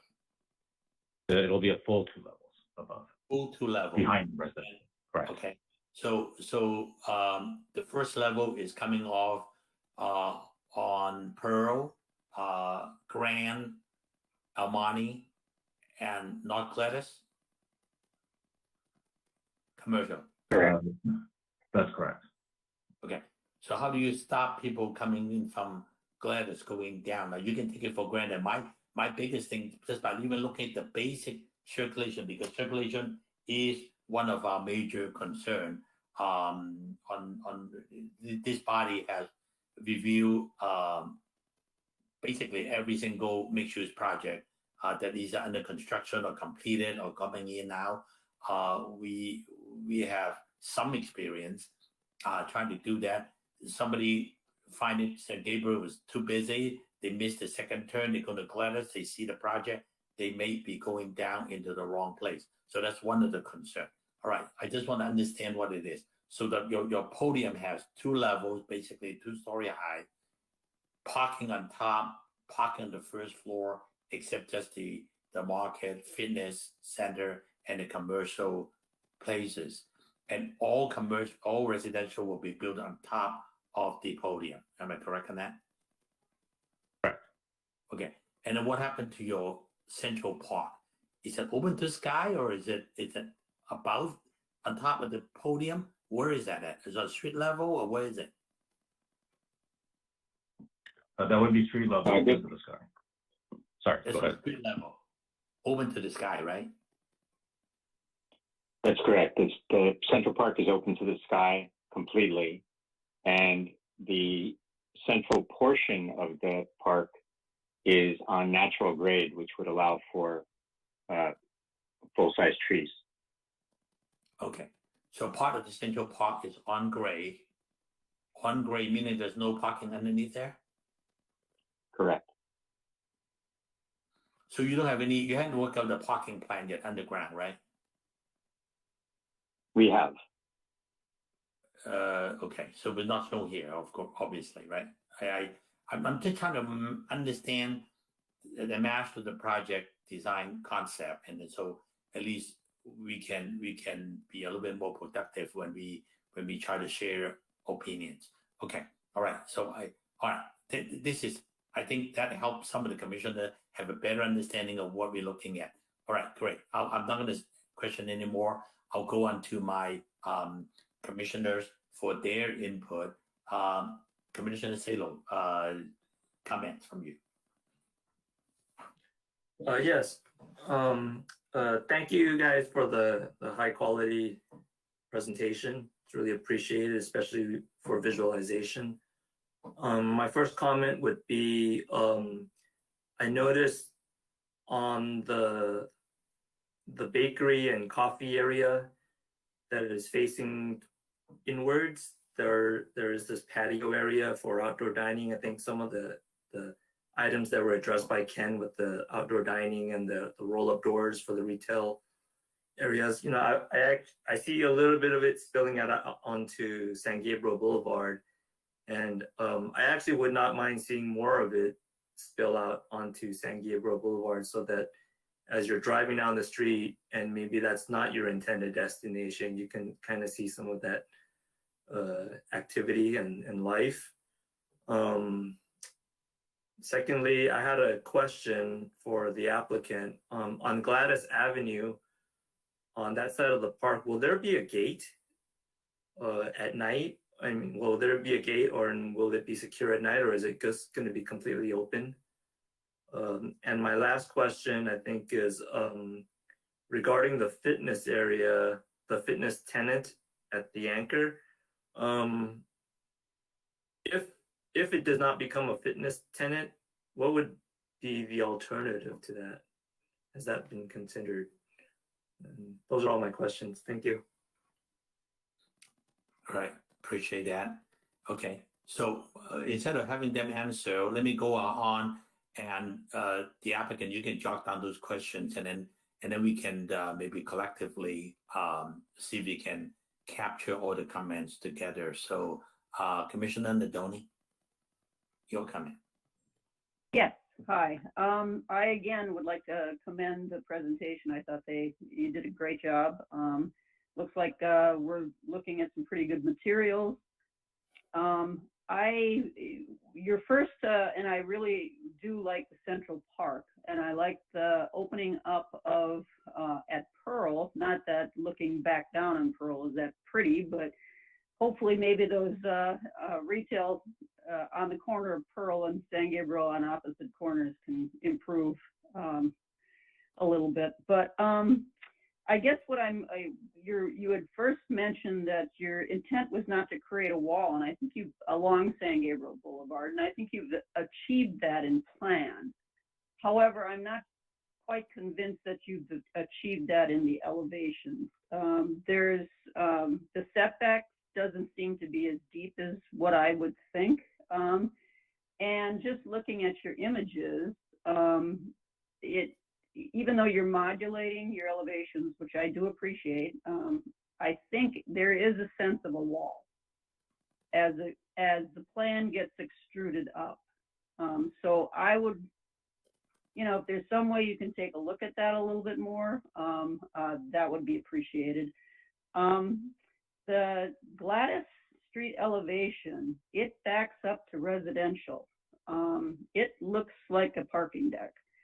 And I think that we need to be a little bit more sensitive to, the residences across the street, whether it's through landscaping, the grills, just while they may be high quality, you're looking at good high quality grills. It's still your rendering. It still looks like a parking deck. And then I guess the only I noticed at the focal point at the entry off of San Gabriel Boulevard into the Central Park, you've got now maybe this is just conceptual, but you got a circular and then a square, circle and a square. I'm not sure what the significance of that is at the entry right there off of San Gabriel Boulevard, but maybe you can explain, because I see no circular pieces anyplace else in your project.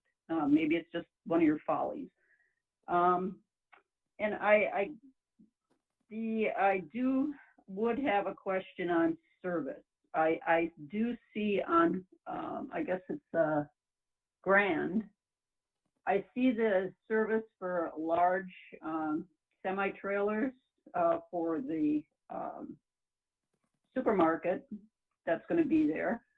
However, I do see also that the tenants to this, I guess it would be to the east, in the southeast corner, they're going to look directly down into service area. So that's one issue with the service, but so I understand truck service on that side, but I guess my question is, how are some of the other areas, the other retail areas, going to be serviced? And then last question, I don't know if I know you touched on through your timeline community workshops, but I don't know, maybe you could expound a little bit on what were their major concerns besides traffic. I mean, we all know about that, but I don't know if there's anything you can speak to that about. You've had numerous community workshops, but I'm just kind of curious. Those would be my comments. Thank you. Thank you very much. Commissioner Vice Chair Rama. Yes, I'd like to I just have a few comments. I want to thank the team to put together a great comprehensive package. It was easy to follow. Your presentation was great. Couple of issues. The market, I am concerned with the activation, and I do see that you have a potential door on San Gabriel Boulevard, and I think this is going to be important to activate it. I think when you look at projects in Alhambra Place, where you have Sprouts Market with a door that is blocked with items, and the door's there, but it doesn't function as a door. So there's no activation with the restaurants in Alhambra, either Blaze Pizza or any of those other ones. And that kind of turns its back on the community. And I want to make sure, I see with your restaurants and your retail, you do have doors onto San Gabriel Boulevard. And I think that's something that I want to compliment your team on doing, because that definitely helps with the activation of the street, so everything isn't just inward. But I think the market definitely needs to be part of the street.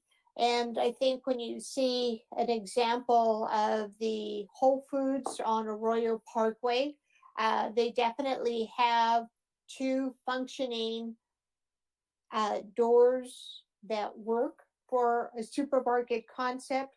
It probably won't be a Whole Foods, but I think looking at how they were able to work on their market circulation and have two different access points, one going down into the parking and another going out into the street. The other thing I wanted to mention, just because I've seen people use balconies for storage, and it can get really cruddy looking when you have your balconies with glass, when you don't have tenancies or There's some in downtown LA where they're right off the freeway and they gave everyone the same furnishings that look out into the freeway. That's one way. I don't think you're going to have that type of control. So I really want to look at having some type of material that is not clear, transparent. It could be color, it can be frosted glass, but to think about how that's going to be used and looking at the tenant. So if they do have a little bit of a space there in their balcony where they can have some privacy, or have their possessions out there without looking too cluttered, I think that would be great. But overall, I think your modulation works. Your color palette using paint actually works to get something that's not all monolithic. I think those types of things are working towards you, and I really want to compliment you on your activation of San Gabriel Boulevard. That's my last comment. Thank you. Thank you, Vice Chair Ramos. Yeah, I do feel that the team has put in some very good thought in trying to solve most of the problem. But let me share with you some of the things that that I would be concerned at this point in time. And look, what's in front of us is still a schematic design, but looks like you have kind of got most everything kind of worked out. But have you considered the delivery for the supermarket? Are the trucks going to be bringing on site, or where would the delivery be happening? Where would be the commercial trash location? The pickup of the commercial trash. 240 units of trash chute coming down from these units. Where would the residential trash area will be? How many elevators that you're going to be serving those buildings? When you're on the second floor on the mezzanine level of your commercial parking, are they having direct access into the market and or the fitness? I'm just throwing up a lot of questions, and I'm sure you guys are capable of making it happen. But if that doesn't get considered carefully, it will not work at the end, and then it will be very costly to solve a problem later. So those are some of my comments that needed to be looked at carefully. And if I see the arrow going up, would that be the ramp going up to the mezzanine level? Because I'm trying to figure out from the parking area. What worries me is that if you come through from Pearl, if that becomes your major entrance and exit onto the shopping center, this whole complex, the Sunday morning or Saturday morning at busy hour like 9, 10, 11 o'clock in the morning, you're going to have stacks of cars trying to come into that area, determined trying to make a right turn or a left turn. And if they're going to the restaurant, they're going to try to make a right turn and try to be there. And then if they got stuck into that area that cannot find parking, where did they go? They end up going onto Gladys to exit and loop back around. I think all these circulation patterns need to be carefully studied. If guys are backing out next to your retail, smaller restaurant area and block that driveway, and you got 5 cars coming in trying to make a right turn, we're going to see some bottleneck right there next to the park. And I don't know how many lanes you're talking about, just a single lane, and they have difficulty trying to get in and out of that area. That entrance, the extension of Pearl, when you have to make a right and left turn, and if a car is there and you cannot make the left turn, or somebody try to drop off some kids and try to pick up whatever, you may just kill that entire entrance. So that's something to seriously consider. And once you're into the south lot, how do they? do they need to loop around the whole thing before they can get back out if they are full? So that's something that you may want to look at. And I didn't ask the question earlier. How many levels of residential parking on top of the podium for residential? Rick, do you know? Right off bat, is it 4 levels? Of residential units, or are you talking parking? Residential units. 4 levels. Straight 4 levels throughout, right? It's 4 levels Correct. consistently. Okay. All right. So it's 4 levels, and then 1 level of mezzanine parking, and then there's an on-grade parking. And what is the ceiling height of the first level of the parking? What's the ceiling height of the second level parking, roughly?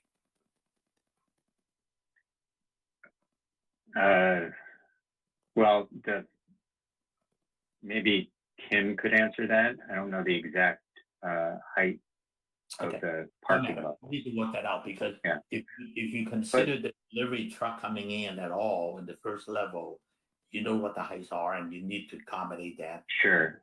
If you have no delivery coming in at all into the podium, then where do they park? Do they park in the street? It won't work.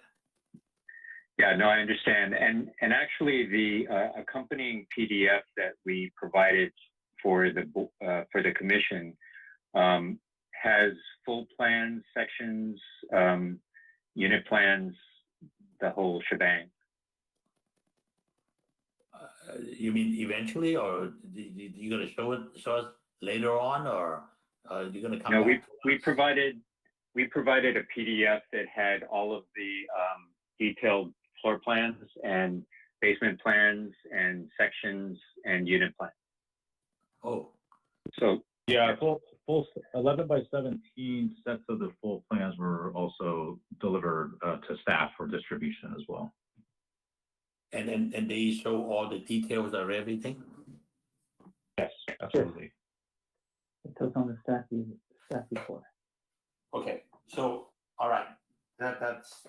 I'm looking at it, but I thought that the also all these questions that I asked earlier are pretty much worked out. That's all kind of there, or yes. I think eventually it will be asked when time comes. What I don't want you to do is to try to go through the planning commission. The way that we work in the San Marino is that San Gabriel is that you come to us for the first time, like this time, and then you go on to our planning commission and then the public hearing and all of that. If that get approved, which I feel that it will be, then they come back to this body, and I think we have the obligation to make sure that all of these questions we asked earlier is going to work.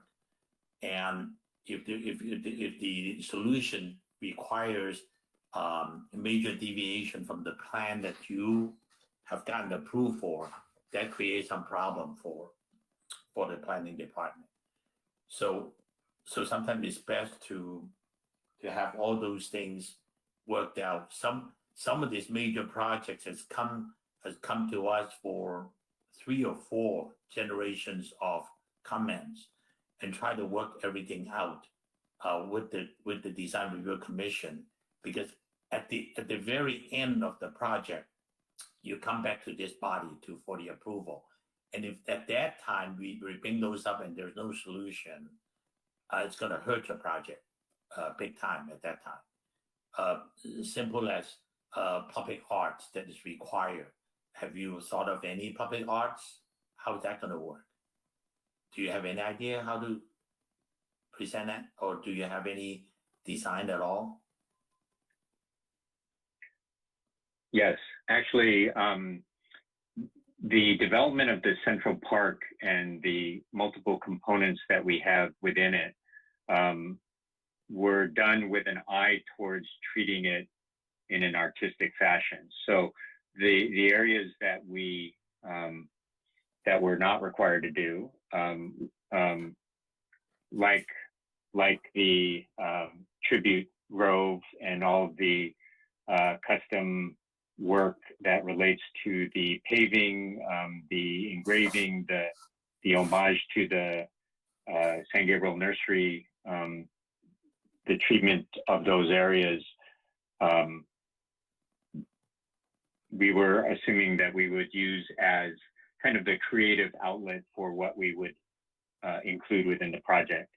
Not too dissimilar from some of the projects that are in Pasadena where they incorporated the artwork into the building or into the landscape itself. Okay. So your Central Park is pretty much part of your public art solution then. You try to make Yes, it would be part of it. Okay. All right.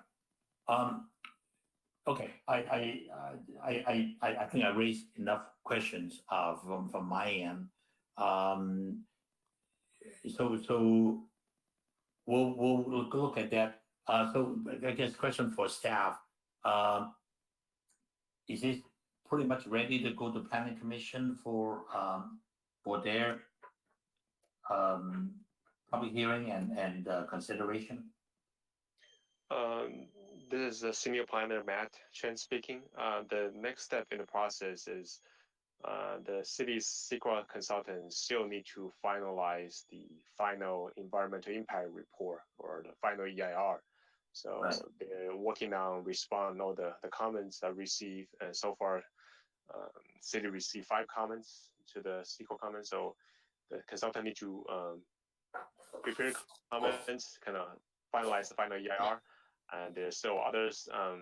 Coordination needs to be done between staff as well as between the staff and the project team, including the plans, condition of approval with the planning and public works department, as well as the development agreement, kind of talk about the terms, the conditions, the contribution the developer contribute to the city. So there's still coordination to be done between staff and developers before we can schedule planning commission hearings. I see. I'm looking at your plan on A4.8. I guess we were kind of counting on the presentation. I guess the presentation wasn't quite like the other developers or other projects we looked at. What we look at today is very schematic on the presentation with the flyby, but the plan in front of us showed a on the second floor there is a garden, which I guess we didn't see any detail on that. I guess one more quick question that may bring up some solution or consideration is what is the elevation drop between El Monte and Bran? Regina? That's something that I'd have to ask Simon's office. Well, Simon, it's important that you consider this whole site as a flat site almost. If there is a substantial drop between one and the other. Yeah, we allowed for that elevational drop, and we're very aware of that because El Monte is the street with the greatest elevation change. If you're asking me for the exact delta of that elevation change, I'd have to ask Simon and Tim because they were working on those drawings. Yeah. Well, here these are kind of in all fairness, we want to make sure your project is successful. Looking at the section, there's a cut section it's quite a drop between El Monte and the Grand. And so okay, so try to consider all of that and try to make sure that all the things are going to work at the end, because what we don't want you to do is to blindside it and it doesn't work later. Do consider one of the things that we raised about residential coming and Gladys only, and what if somebody just drive in thinking that they're going to the market and then they come into a gate? How do they get out? You need to kind of stop them before they come in. Once they go into the ramp and then they find out that they got no place to go, and then cars come behind them, they got stranded in a ramp, is not something that you want to see. So make sure all these things are considered carefully before we went too far, because it may not work. And I guess my last comment on all these things is because we do have, I think you pretty much use the same material, same layout in different buildings, and by changing the color and the mixture a little bit in there, it's just still a large mega group of structures that looks kind of the same. So I was really hoping that between the supermarket and your fitness center, the two anchor tenants, that you can, once you determine the use, if they are a sure major tenant, and once you work out their architectural feature that they need and they want, then the remaining building can be a little bit more playful along San Gabriel Boulevard to make it interesting, because it is a major project. This is probably one of the most important site in the city, and if we can make that more interesting along San Gabriel, it's important.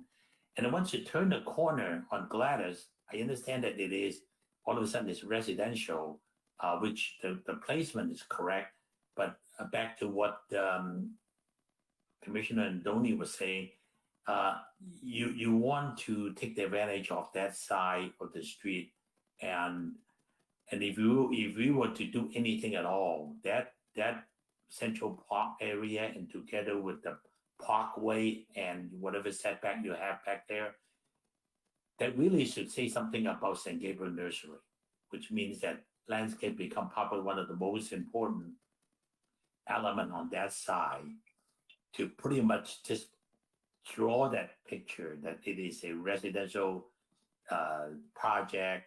You're now in the residential project with beautiful landscaping, with a park element for that purpose. I think you need to somehow emphasize that on Gladys. And then on the commercial side, it is what it is. It's commercial, and do what you can, but make sure the parking circulation and all the situation that we talked about, all the actual day-to-day operation of all these commercial activities, 70-some thousand square feet of commercial activities are workable. We don't want the project to fail once it's built and you cannot put those up. So I think that's my comment. Okay, anyone else may have it? Yeah, Vice Chair Romo.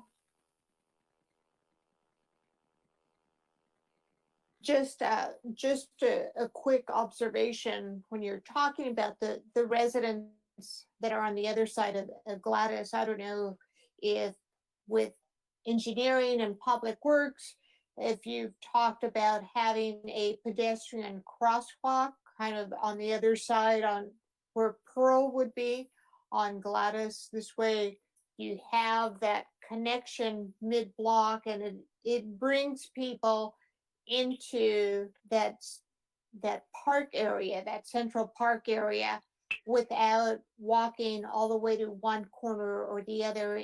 It is quite a substantial block, and if the project is successful, it's going to generate traffic, and crossing mid-block without some type of a crosswalk might be difficult.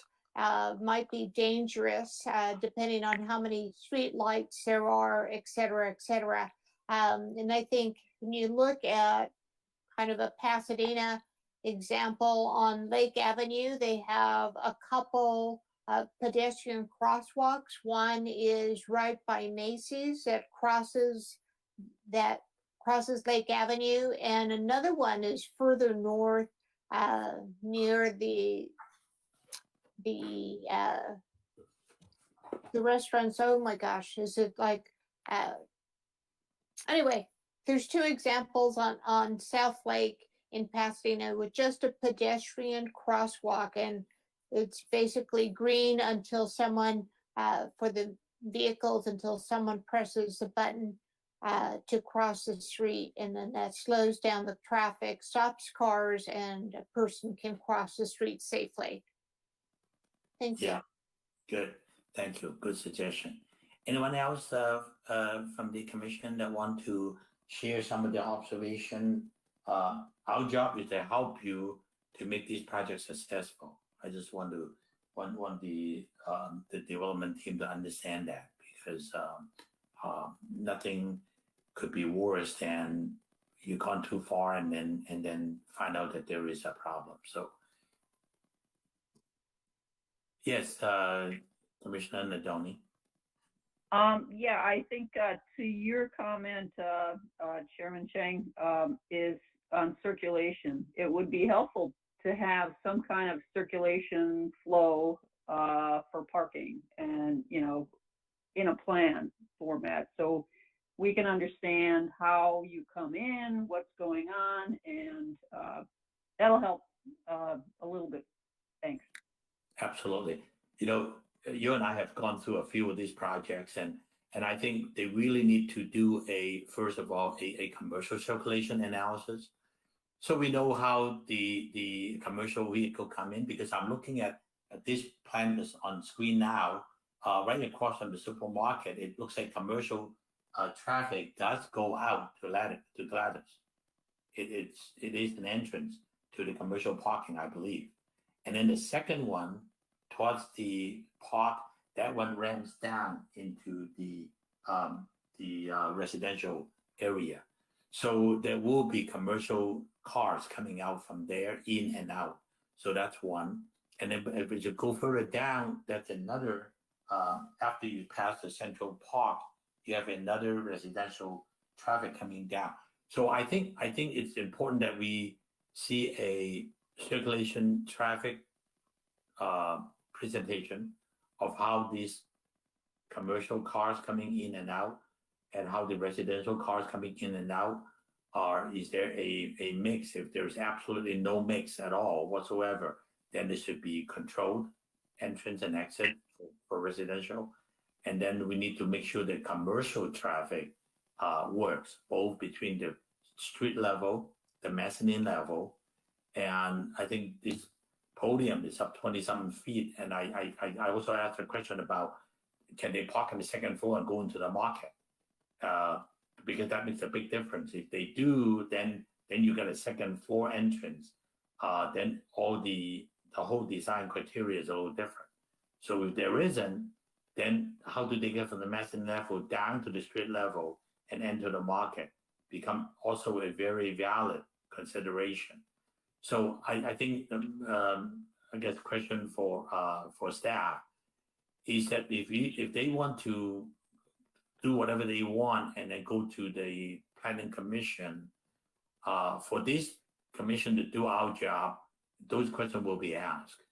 What I don't want to get the answer is that after they got the approval from planning commission, and then have to change the design to this body.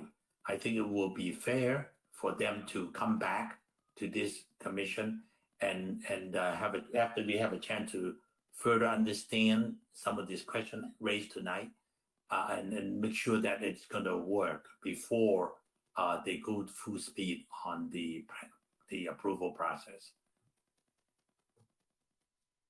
I think I don't know whether Matt and Samantha, whether you feel that is workable and schedule and all of that, but I think it would be only fair to the applicant so that they don't get too far off, and then we couldn't approve it at the end, or there's enough problem at the end. Chair, thank you, and also thank you for all the commissioners provide those very important and valuable comments. So staff will work with the planning manager, also the applicant's team. They have several architects on their staff to work with them, kind of also take into this commissioner comments to kind of identify solutions, kind of to identify a path forward as well. So staff will get back to the commissioner after kind of further discussion with the applicant team. So. Okay, appreciate that very much. Okay, so applicants, do you have any question for us?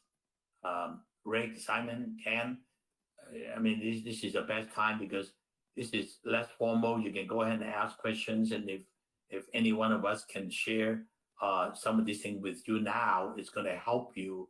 This is the first time we look at this project, and it's good that we generate enough conversation or questions and bring up some points for your consideration. Sure, this is Ken Lee. I just really wanted to say how much we appreciate the comments and your intentionality of taking a very close look at not just the project, but at our success of getting through the approval process, but really the functional success of the project as well. So, I think we appreciate also the format of this. We certainly weren't looking to address every comment, otherwise we'd be here until midnight, obviously. But we just want to say that we're taking your comments to heart, and that we will be continuing to work with staff through the process. I think a lot of some of the functional questions are probably addressed in the more detailed plans, but I think the overall concerns about circulation, access are really critical points that we need to make sure we address as well. So thank you very much for tonight, and for just, again, obviously this really is a testament to how much you really are serving your community just by being on this commission and providing comments on key projects like this. So thank you. Thank you, Ken. Thank you for those comments. I think every commissioner work for free and try to help the developer and the homeowner, and trying to do the best for the citizens of San Gabriel. So we appreciate this effort that you're trying to put in and try to improve the city, but we want to make sure the project at the end is successful. So we appreciate that. So yeah, and if there's any question or whatever, address it to staff. And I think our city architect is a great help also. So we'll look forward to see maybe the second generation of your plan or presentation, addressing some of the issues that the commissioner brought out. And if you got it all worked out, it's all fine. But again, when it comes time to some of these pictures are great, but do what you can and try to make it interesting. We don't have too many opportunities where there's such a large parcel in the city that we can do something great and do something we can all be proud of. All right. So absolutely, thank you. Thank you very much. Appreciate that. All right, that nothing on this project, and we'll conclude, and we'll come into to comments from the planning manager. Monte, do you have anything for us? Yes, Chair Chang, thank you. There are no comments or updates from staff at this meeting. Okay, thank you very much. Commissioner comment and in the conference meeting reports from each of the commissioner may address the commission and public on matters of general information and or concern.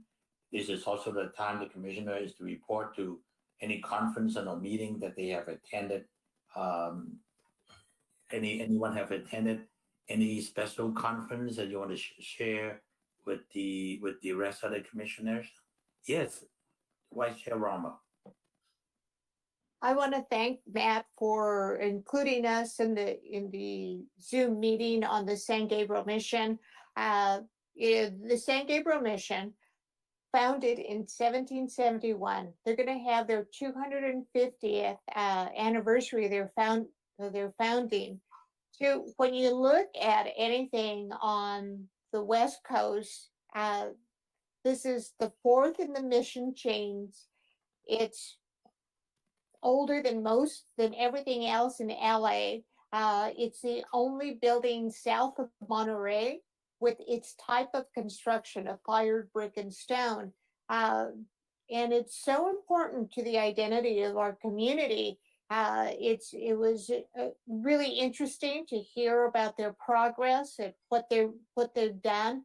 The fire was very unfortunate, but I think everyone is trying to maximize the experience to build the mission, restore it to back to its era of significance of 1935, and look at ways to have some learning with the paint, with the construction of the walls being exposed. So you have a history of paint that's being exposed, and you can see the type of construction of the walls when you're inside the mission. And I think those are the types of things when you want to inform people of the significance of the building, why it's important.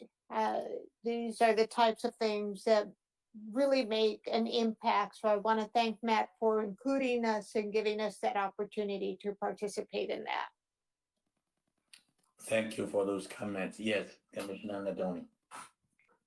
Yeah, and I'd like to echo that too. Thank you, Matt. It was very, extremely interesting. I'd love to get my hands on some of those 1930s drawings or copies of them. They were beautiful. Thanks. Thank you. Anyone else? Well, we appreciate all the great work that the city staff is doing, starting from Samantha, Matt, and all the entire team. We appreciate all of that work that you have done. Any other comment from anybody? All right, hearing none, then we adjourn the Design Review Commission meeting to a regular meeting of the Design Review Commission on Monday, March 22nd at 6:30 p.m. Most likely via Zoom again. So with that said, I want to thank everybody for joining, and I wish you all well and have a wonderful, wonderful rest of the week. Thank you. Okay. Good night. Bye. Bye. So long. Thank you, everyone. Thank you.